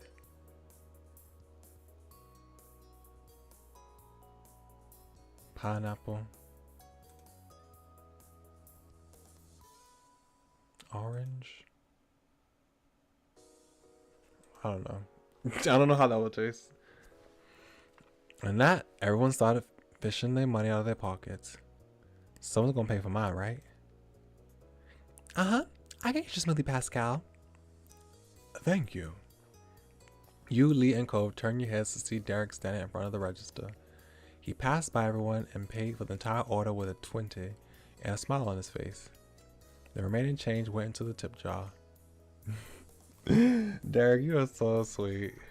He noticed the audience he now had and cocked an eyebrow. What? I could have paid. Thanks. This is why I always have money on me, to take care of things. Thank you. Yeah, thank you. You waited over at the side of the booth where the drinks were put when they were done. Derek bounced on his feet, excited for his to be ready. This is gonna be good. Lee chimed in with her own enthusiasm. Everybody says their smoothie-based stuff can make any drink great. Kubi is crazy. Cove. Kuvi is so funny. Cove, while quieter, looked just as eager for his smoothie. Luckily, there hadn't been anyone else before you, so it wasn't a long wait. The group collected the fresh drinks as they were placed on the counter. Straws were placed through the opening at the top of the cup, and the first tentative sips were had. Derek sighed in satisfaction after his taste. Mango is too delicious. Mine is super good too. Cove nodded and hummed in agreement. His straw was still in his mouth. I was happy with mine. This is perfect. Cool. We all made excellent choices today. Yeah. Could I try?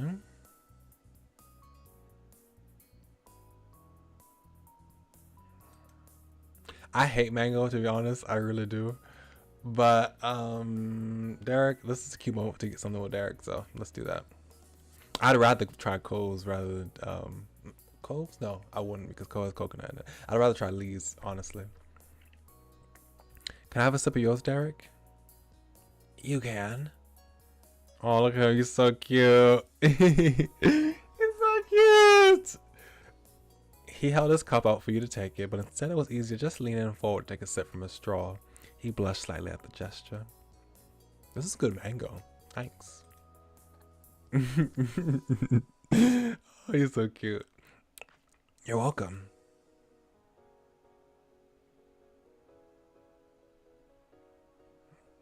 I'll be satisfied.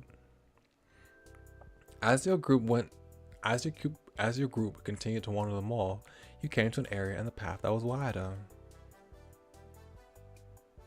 In the center of the opening was a collection of quarter-operated ride-on machines. Derek stopped as soon as he saw them, smiling ear to ear. I want to ride. I think we might be too big. No way, we're not that old yet. He eagerly headed over to the machines, wanting a better look-see. Look, Lee went along with it, smiling. You quickly chased after Derek. He turned his head back at the sound of your footsteps and gave a thumbs up over his shoulder. Reconvening around Derek, you watched as he focused on the various brightly colored rides. Most were designed to look like real vehicles, but there were also some horse-shaped ones. One of them could even seat 2 people. I call the helicopter. Why? Cause it's the coolest, and I think it'll move the most. He started digging in his pockets, pulling out whatever money he had left. Wait, is everything okay? I need 4 quarters, right? Yeah. I only have 2. There has to be more between all of us. Hold on. Pockets, wallets, and purses were checked over. Derek still had 2. Cole only had 1, and Lee ended up with the most at 3. You didn't have any. You can have mine. Thanks, but thanks, but you don't have to. It's not enough for me. And even if it was, it'd be dumb to ride while you had to watch. Cole shrugged. He tried, failed, and looked unsure what to do next. Why don't we all get on one ride? Can we exchange all the bills for more quarters at the store? Yeah, we could do that. Derek slapped a hand to his cheek, eyes wide. Oh, yeah, that'll work. Let's do it. The group scattered to various shops around. When you shortly reconvened at the rides, everyone had more than enough quarters. Lee got an extra set for you and wouldn't take no for an answer when she offered it. There was no wiping the smile off your face. Oh, I wanted to ride in the seat with Derek. Despite the little hiccup initially, the plan to hitch a ride was coming together. Let's get this over with. We have the coins. You went to a mall Monday, was fun? Oh, that's fun. I haven't been to a mall in a long time. It's been such a long time since I've been to a mall. A lot of the ones near my home is, like my parents' house, they've closed down a lot of them. Derek, he is a cutie. Derek is really cute. I can't wait to play his route. We're going through the moments that he appears in step 2. Not his own special ones, but the ones that he has cameos in the main ones. Yay! There were enough machines that everyone claimed one for themselves. Derek got his coveted helicopter. Lee was happily on a horse. Cole waited to choose last. It seemed he didn't want to take a ride someone else wanted when he cared so little about it. You picked.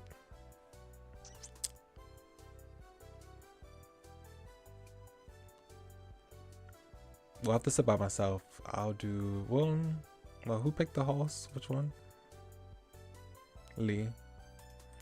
Okay, we'll do another horse too. It was a grand steed. Cove took one of the free single-seater cars once you had gotten set. Looks were exchanged across the way and you each popped the coins in at the same time. The little ride started to life. As the machines began moving up and down and side to side, Lee and Derek couldn't contain their laughter. Derek started waving from the window of the helicopter and Lee reached out to see if she could touch anyone as their machine jolted closer to hers. Also by Hexer Warlock. I don't know if I asked you, how are you? How are you doing today? Thank you for being here.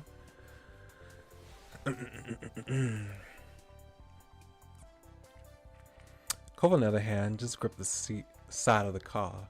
He was struggling to remain in the seat, looking very uncomfortable. Oh, poor Cove. You will quickly regret your decision. You wave back. Who was waving again? Derek. Okay, let's wave back. Laughing yourself, you gestured at Derek. Lee also returned a wave you made in her direction. Cole wouldn't participate in that. The biggest response he gave was a weak nod. Soon all the rides came to a stop and the group dismounted. Derek looked absolutely pleased at the conclusion of this pit stop. Then you noticed something out of the corner of your eye. You tilted your head to look directly at you and you burst into laughter. Excuse me. I'm so sorry. Oh, what's funny? You turned back to your group and nodded in the direction of where you were looking. Isn't that one of the machines that takes dollars and gives quarters back? The kind that exists for people who don't have quarters on hand? Everyone's heads moved that way and you saw that you were right. Derek chuckled awkwardly. That's exactly what that is. Or kind of dumb. We have to be the missed that the whole time. Come on, let's just put this behind us. There's still places open. We haven't been everywhere yet. Here. You moved along from one stop towards your next, still jovial from the experience. Charlotte into your walk, Lee ran over to a nearby trash can and tossed a smoothie cup. Derek went after her and threw his cup away. You followed suit and got rid of your empty cup too. Cole was the last one to throw his cup away. He took one final sip, making sure he got every last drop. The clock inched closer to 7 p.m. as you all made your way back to the directory. It was hard to believe how fast the day went by. So, Where do you think your mom ended up today? We didn't see her anywhere. I don't know. She's just like that. Ooh, it's a mystery. Despite having vanished the entire trip so far, when 7 p.m. hit, you spotted Kira coming right over, waving cheerily. As soon as she was close enough, she pinched Cole's cheek. Hi, baby. Hey, baby and friends. Hi, Mom.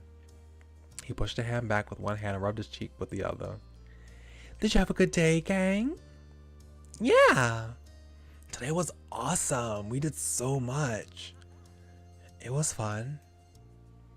Yeah, I enjoyed my day. There was no hiding your joy. Like the others, you were smiling ear to ear because today went so much better than you expected. I'm glad we came here. I want to hear all about it during the ride back. She clapped her hands together once, making sure she had everyone's undivided attention. Speaking of that, we better head out. Cliff must be missing us, and you've got to be starving. It's dinner time, and you haven't eaten yet. Yeah. Everyone followed her lead and started walking out the door to the parking lot. Something about Kara felt off to you. There were tons of places to eat, and it's a mall. You could have had dinner. You wondered if it was just a good guess, but you could feel your eyebrows raise when it dawned on you. She might have been keeping an eye on you after all. You weren't pleased about that. You didn't have to lie. It was actually pretty slick. You weren't sure about that. It seemed kind of sketchy. Pretty slick. If she hadn't made that comment, you would have never known. You found it hard not to be impressed. Not once could you recall even catching a glimpse of her hanging around. No, now that you think about it, not seeing her ever was suspicious in and of itself. Shaking off those thoughts, you caught up with the others. Keeping the same scene arrangement as earlier, you piled into the car and started heading back to the store. The drive went by without any problems as it was filled with the chatter about various things everyone saw around the mall. Soon enough, you arrived at your destination. It was a much faster trip, considering its time. Kira knew where she was going. Hearing the light jingle of bells from the front door being open, Cliff poked his head out from the back. He lit up at seeing who was here. Hey, sport! Did everyone have an adventure? Hi, Dad. We had a blast. Yes. We found a mall. The mall? Wish I could have joined. He deflated in an exaggerated way. His shoulders sloped. Kira put a hand on his arm and smiled. There will be other times. Are you set here? Almost. Mr. Holden sighed for real, then pulled himself together, standing up straight. I just need a little more time to finish up. Would you be alright killing time a bit longer? It's okay.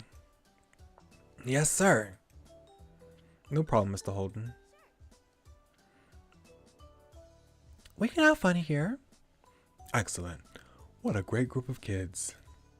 He gave an approving thumbs up and Kira nodded along. I'll give you a hand. I remember the ropes. Why, thank you. They walked side by side to the back room. Before he was out of sight, Cliff stopped and looked over his shoulder. If you leave the shop, don't go too far. It's getting late. And then the parents are gone again. Let's go to the docks. They're right down the way. Yeah. Oh, I saw those on my way here. Really wanted to check them out. Are you coming, Pascal? All right. With a smile, Cole showed the way. Between the warm summer, every time I see this area, every time I see this dock area or the store, I think of that time when we got that big heartfelt moment between Cove and Mr. Holden, Cliff. Learning more about the situation surrounding Kira and his relationship and the time of his birth, like the time around his birth. I still think about that when I see this area. Between the warm summer air and the smell of the ocean, you couldn't ask for a better night. For letting me come. Me too. I'm happy we did this. Today was great. Cove, your mom and dad are really cool. Really? Totally. Cove looked at Lee oddly. He ran a hand through his hair and then his puzzled expression cracked with a chuckle. I guess sometimes they are. You continue walking. Every so often you will look up at the sky and see several stars poking out between the clouds. At one point you noticed that Cove stopped with Lee and Derek. Cove stopped while Lee and Derek kept going on ahead busily chatting. Initially, you wondered if something was wrong, but you quickly noticed that he still looked to be in good spirits. He decided to hang back with Cove. He gave you a quick acknowledging look while you stopped at his side. You could taste the sea salt as you took a deep breath of the ocean air. Silently, you and Cove watched the ocean for a while. There was something about the waves that you always found soothing. You couldn't think of a better way to end a busy day. Not much time later, Derek's chipper voice caught your attention. You and Cove turned your gaze to the pier. What are you doing, slowpokes? Get over here! Hey, come on! You looked at Cove the same time he looked at you. You grinned and nodded your head in the direction of your friends. He gave you a small smile in return. Your footsteps echoed against the wooden planks of the dock and into the night as you ran to catch up. Okay, and then I think the last moment is summer work that Derek is also in.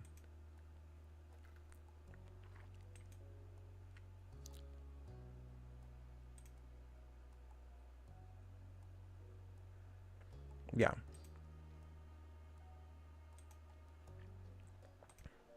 So we'll go ahead and do this one too. You stared out the window, watching the steamer pass by as your mom drove down the quiet streets at a leisurely pace. A singer crooned sweetly from the radio, turned low enough that you could block it out if you wanted. You turned away from the window when your mom suddenly spoke up. Well, kids, are you excited to be going to the library? Yeah. Can't wait to get there. Nope. I guess.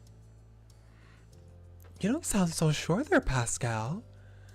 Mom wasn't wrong. It was what it was, but your real interest lay elsewhere. What about you, Cove? You're part of the conversation too. I can work better there than when I'm at home. It's good where we're going, I think. Well, I'm happy this will be of use to you. Just make sure you're not distracted by one another. That would defeat the purpose of the trip. She grinned over at you briefly, so you knew she was kidding, and meant nothing by it. Mom refocused on driving, humming along with the radio under her breath. You went back to staring outside. As you passed one street, you caught a glimpse of someone in the brightly colored clothing passing out balloon animals. It sparked a faraway memory, and you felt your lips twitching up before consciously remembering why. How long was it that you and Cove watched the amazing Alexander perform magic tricks? Hey Cole, you remember that one guy? What guy? Alexander, the amazing Alexander. He gave us dolphin balloons for free. He seemed to thank for a second, but ultimately... This is so sad! No! I don't remember! This is because we're different.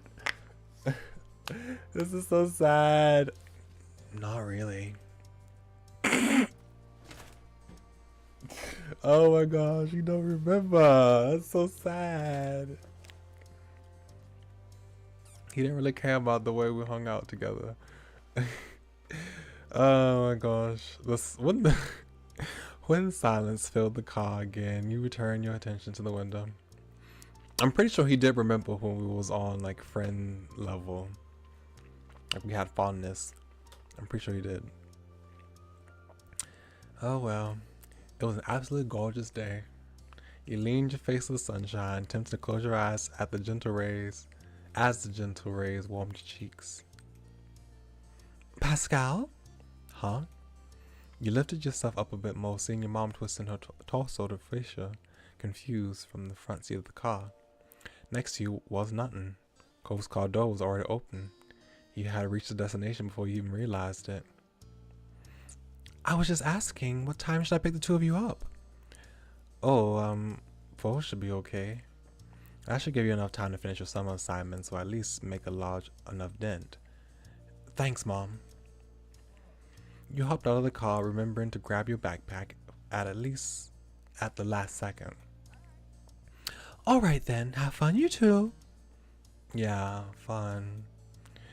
Your mom snorted, but you couldn't help but pouting a little. A beautiful afternoon like this, and you went to the library to do homework. The two of you went right to the door of the library. Cole reached it first, tugged it open, stepping inside.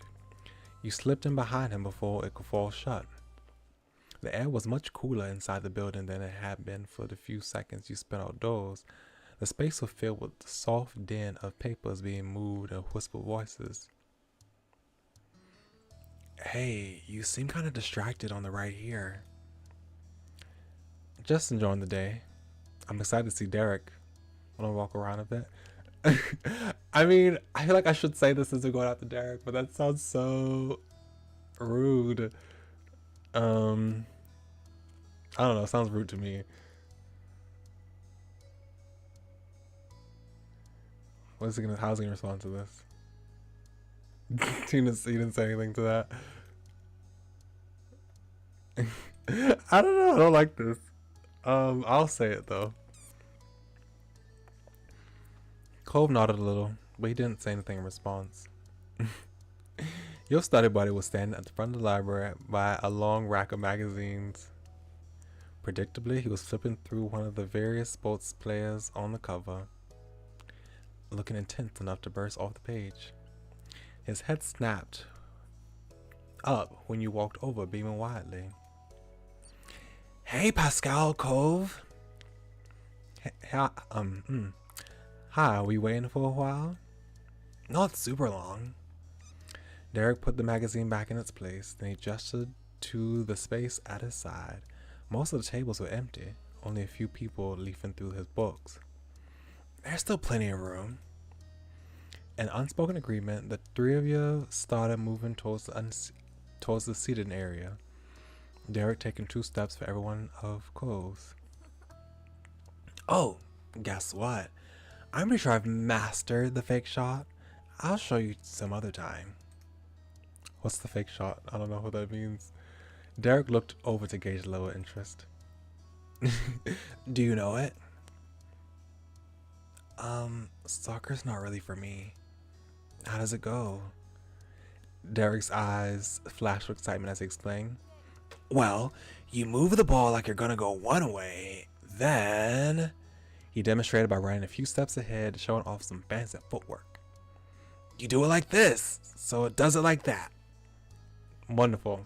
Very detailed, very clear explanation that you just gave us. You laugh, bobbing your head at his attempt to get the trick across with no ball. Shh!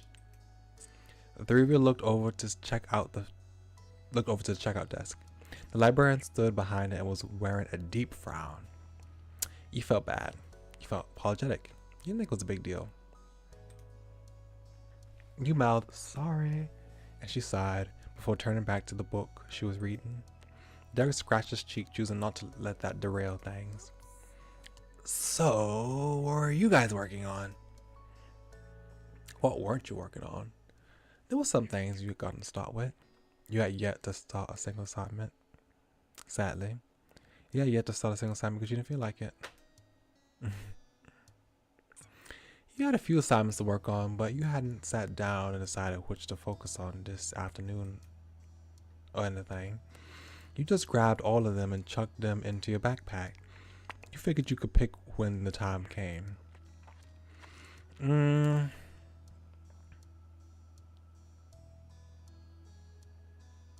I don't know.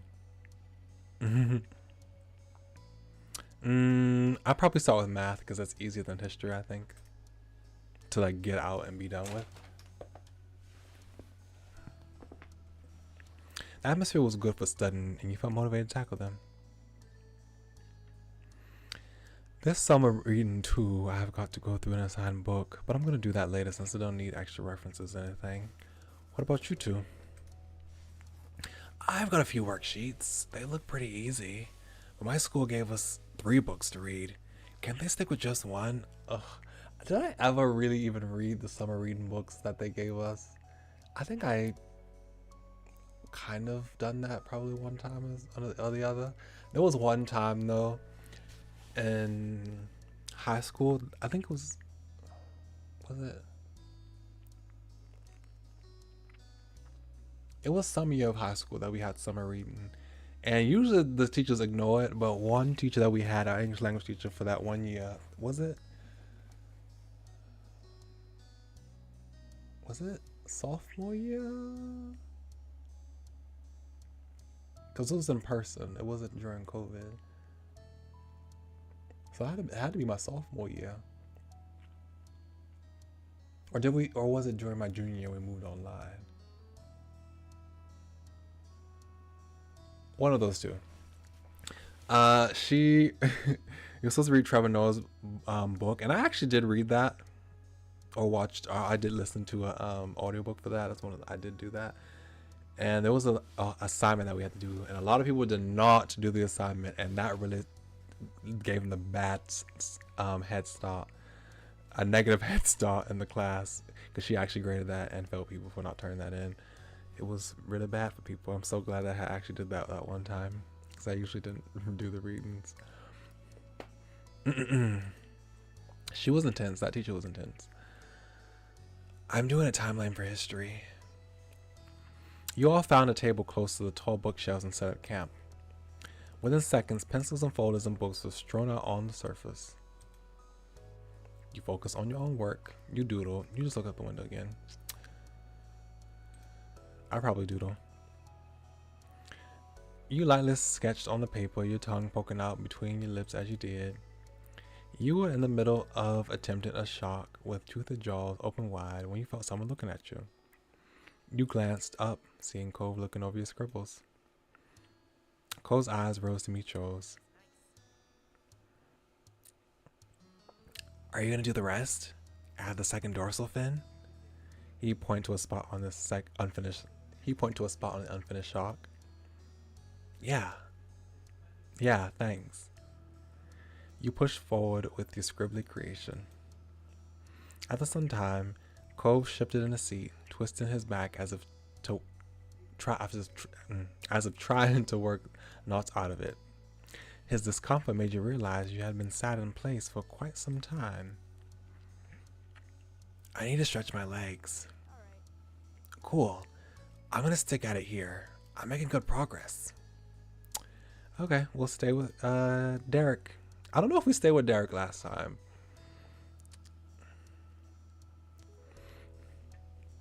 You didn't want to break your concentration. Did I stay with Derek? No, I didn't stay with Derek last time. You don't want to break your concentration and have to get back into it. How's your assignment coming along? Okay, yeah, I don't think we stayed with Derek last time. Derek flashed you a grin. It's wheezing by, no problems. How about yours? It's close to being done than it was this morning. It's going okay. At this rate, I'm never going to finish it. It's going really great. It's closer to being done than it was this morning. Hey, at least you're moving forward. But weird to think that we're back at school soon, huh? Yeah, new school, yeah. Are you looking forward to it? Wouldn't say I was looking forward to it, but this year's gonna be the year. This year's gonna be the year. The year of what? The year I'm on the team. He pumped his fist in the air and momentarily became too loud for the library again. The team? Which one? Football. Or soccer. Why not both? You don't know which? Good luck. You didn't comment, seeing if you would elaborate. You don't know which? Nope. The thing is, I haven't figured out how I'm gonna pick. I'd have more time to practice and get real good if I stuck with just one. I don't know. Do what makes you happy. 2 sports means double the number of teams you get to try out for. You simply listen to him. Pick the one you do best in already. Vote for soccer or football. Well, let's say that. That's true, but I'll be up against people who dedicate their whole life to one. Not everyone's like me. They know what they're going for. But hey, what about you? What's the new school year got in store for you? I want to learn a new skill. I want to get in the sports team too. Lots of fun. Naps if I'm lucky. Work. I don't want to think about it. Work. That's not always a bad thing. You continue swapping visions of the year ahead until Cove return. With the start, you realize that a solid 15 minutes has slipped by. It only felt like a few moments. With fresh minds, you all turn back to your work. The sound of shuffling dragged you out of your head. You looked up, surprised to see Derek packing up. You done? Derek casually shrugged, but you could tell he felt proud to be the first finished. Uh-huh. Told you it wasn't anything hard. Wish mine was that easy. Was it even worth coming to the library for that? What are you gonna do now? What are you gonna do now? You wondered how Derek was going to spend his newfound freedom. I could look over what you're doing.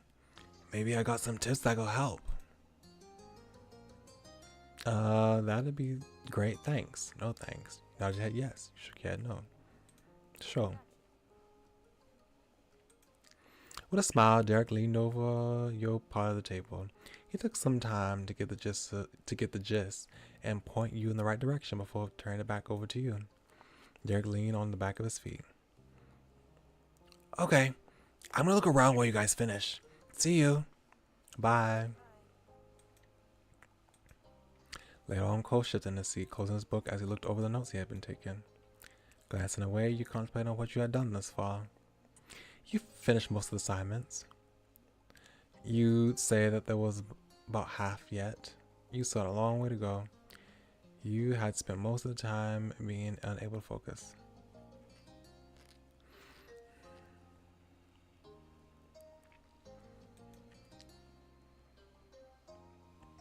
Just as you thought, it hadn't been that difficult. You would only need to dedicate another day or so to it.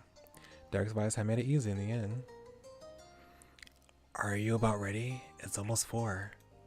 Yeah, I think so. Come on.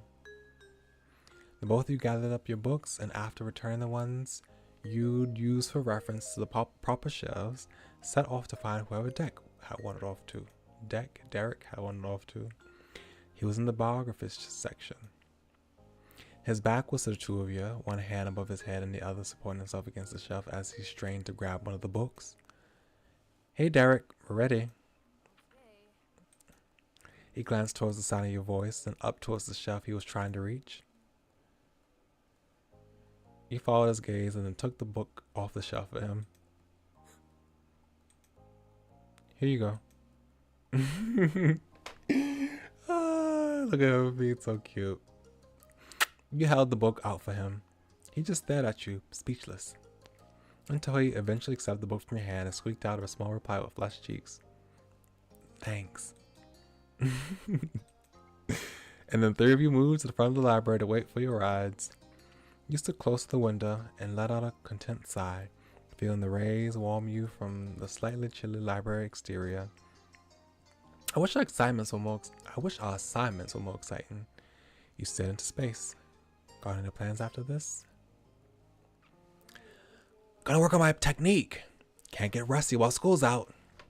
That answer was inevitable. Technique for what? Soccer. What about you two?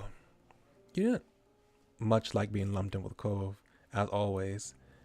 Even if it had been just a turn of phrase. I don't mean it. I'm not. Just because we aren't really like that close, I mean I have to be like, I don't know, like that. Nothing planned. Me neither. Oh, that's my dad's car. Derek lifted a hand to wave, pushing the door open and headed towards the blue pickup truck waiting in the parking lot. See ya, Pascal. Bye, Cove. You watch Derek jog off before scanning the area for your mom. Did you get everything done? Almost. I saw you're basically done.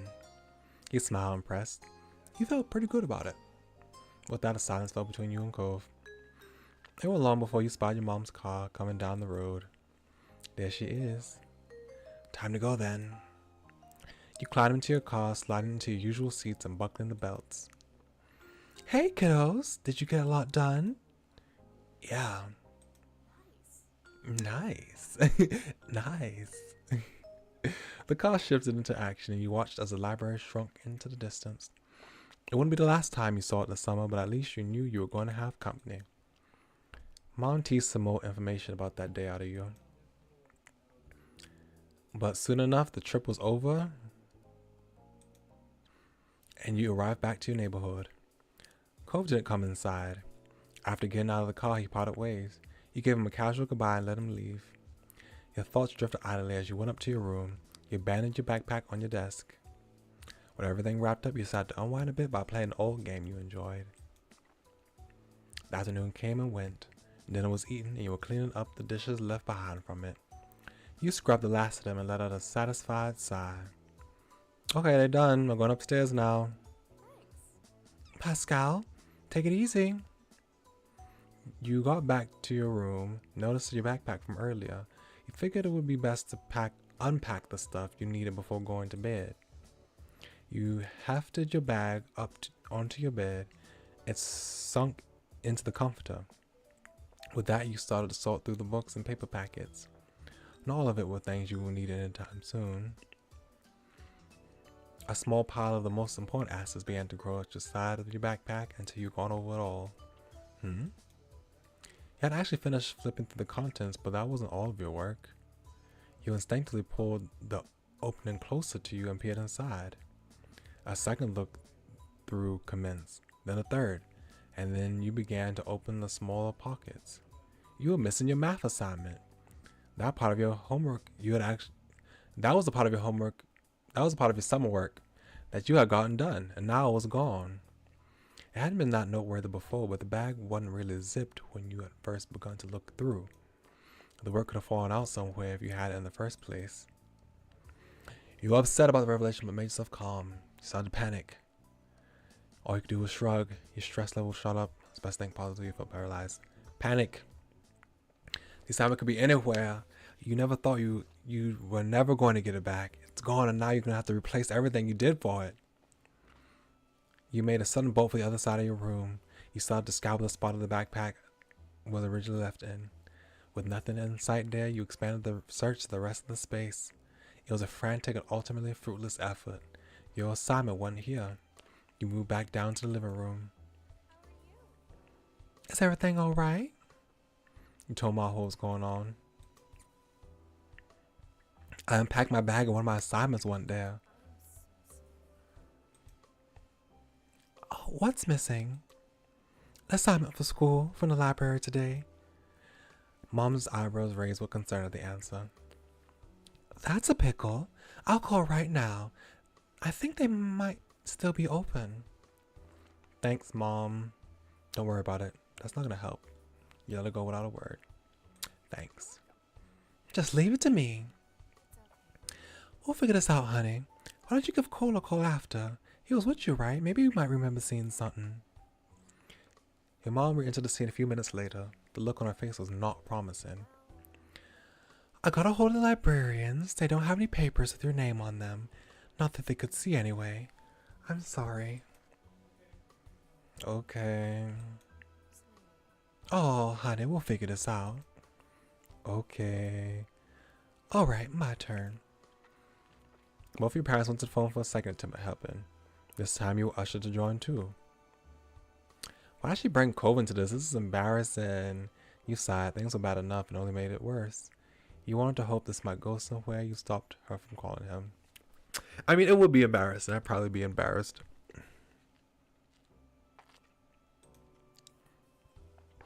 Losing an assignment wasn't your finest moment. You would have preferred he never found out about it. But I'll put it on speaker after punching in the numbers for your next door neighbors. It only took a moment for the call to receive a cheery answer. Hello, this is Cliff's house with Kira speaking. Good evening, Kira. It's Norley Whitlock. Pam and Pascal are here also. Also here. Is there any way if we could speak with Cove? We need his thoughts. Hi everyone. Just give me a sec. I'll have to pick him up. I'll have him pick up. I cannot speak. What's wrong with my words? You have to go to sleep? Good night, or copy flower. I'll see you next time. I really appreciate you for being here. True to her word, Cole's voice came through. Hi, Whitlock family. You wanted to ask something? Yes, thanks for talking. Pascal doesn't have one of his assignments from today. Do you remember anything that might help us find it? I saw some stuff when Pascal had it out in the library. I don't remember him putting it all away, but I'm pretty positive there was nothing left on the table when we were done. He spoke honestly. Before now, he hadn't even considered that some might have been left behind. That's good. That's good news, at least. There's less of a chance it's there. There's less of a chance it's there instead of somewhere else. That wasn't exactly a great revelation. You could have told her the table was definitely cleared off. The main motive for the call was finished, but Cole still had something to say. The tone was noticeably awkward. Sorry that happened. The school can give you another copy of any worksheet. If your moms are busy with work tomorrow, I can ask my mom to go. That way you can get it back right away. I really appreciate the offer. I'm sure Pascal does too. Luckily, we'll be able to pick it up if it comes to that. Alright, bye then. Have a good night. Bye. Ma clicked off the receiver, bringing the conversation to a real end. Excuse me. She then gave you a couple soft pats on the shoulder. I'll be right back. I have another idea. You simply watched as Ma headed out of the room. Mom came over to keep the comforting going. Ma has good ideas. It'll be okay. If worst comes to worst, I'll sit down with you for as long as you need tomorrow and we'll bust out a fresh version of your assignment. We'll get it done. You remember information better if you go over if you go over it more than once. This might save you some studying down the road. Maybe. That could be true. It made you happy that she was trying. You couldn't feel better about it. The help was just annoying. No matter what anyone said, you were sad over the loss. Then Ma called out, Isn't this it? Ma strode back into the room with papers in hand. Your eyes widened. These were on the floor of the car. It's a math assignment by Pascal Whitlock. I imagine it ended up there by accident on the way home. She smiled wildly at you. You were so relieved. You were so embarrassed. You couldn't believe it. You know how to react. I'd be embarrassed. It was just in the car? That was humiliating. You were left speechless. You felt an arm pull you into a side hug. Lonnie, you're a genius. You smiled sheepishly over the simple resolution to what had been such a worry. Your discomfort didn't go unnoticed. You know, if we didn't find it, in the end, it doesn't mean it was ever worth being upset about. That it wasn't ever worth being upset about. This is a frustrating situation. Thanks, Mom. Ma came to stand in front of you and Mom and wrapped her arms around the both of you. She squeezed. I'm so glad it's gonna be alright. Of course it will be.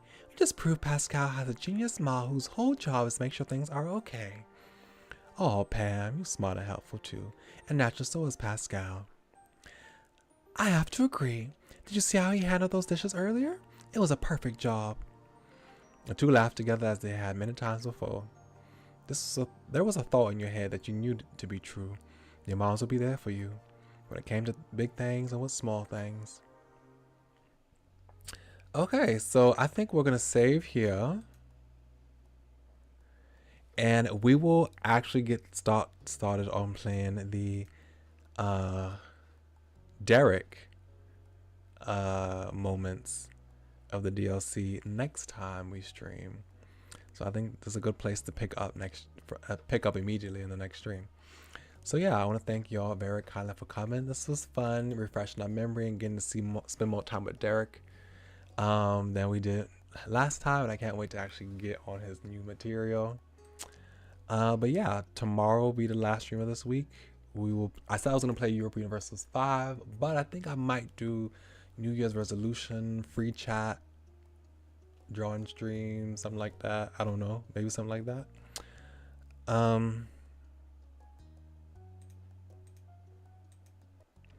So yeah. Yeah, thank y'all very kindly for coming. Much obliged, and I hope y'all will come back next time. Y'all come back and hear me.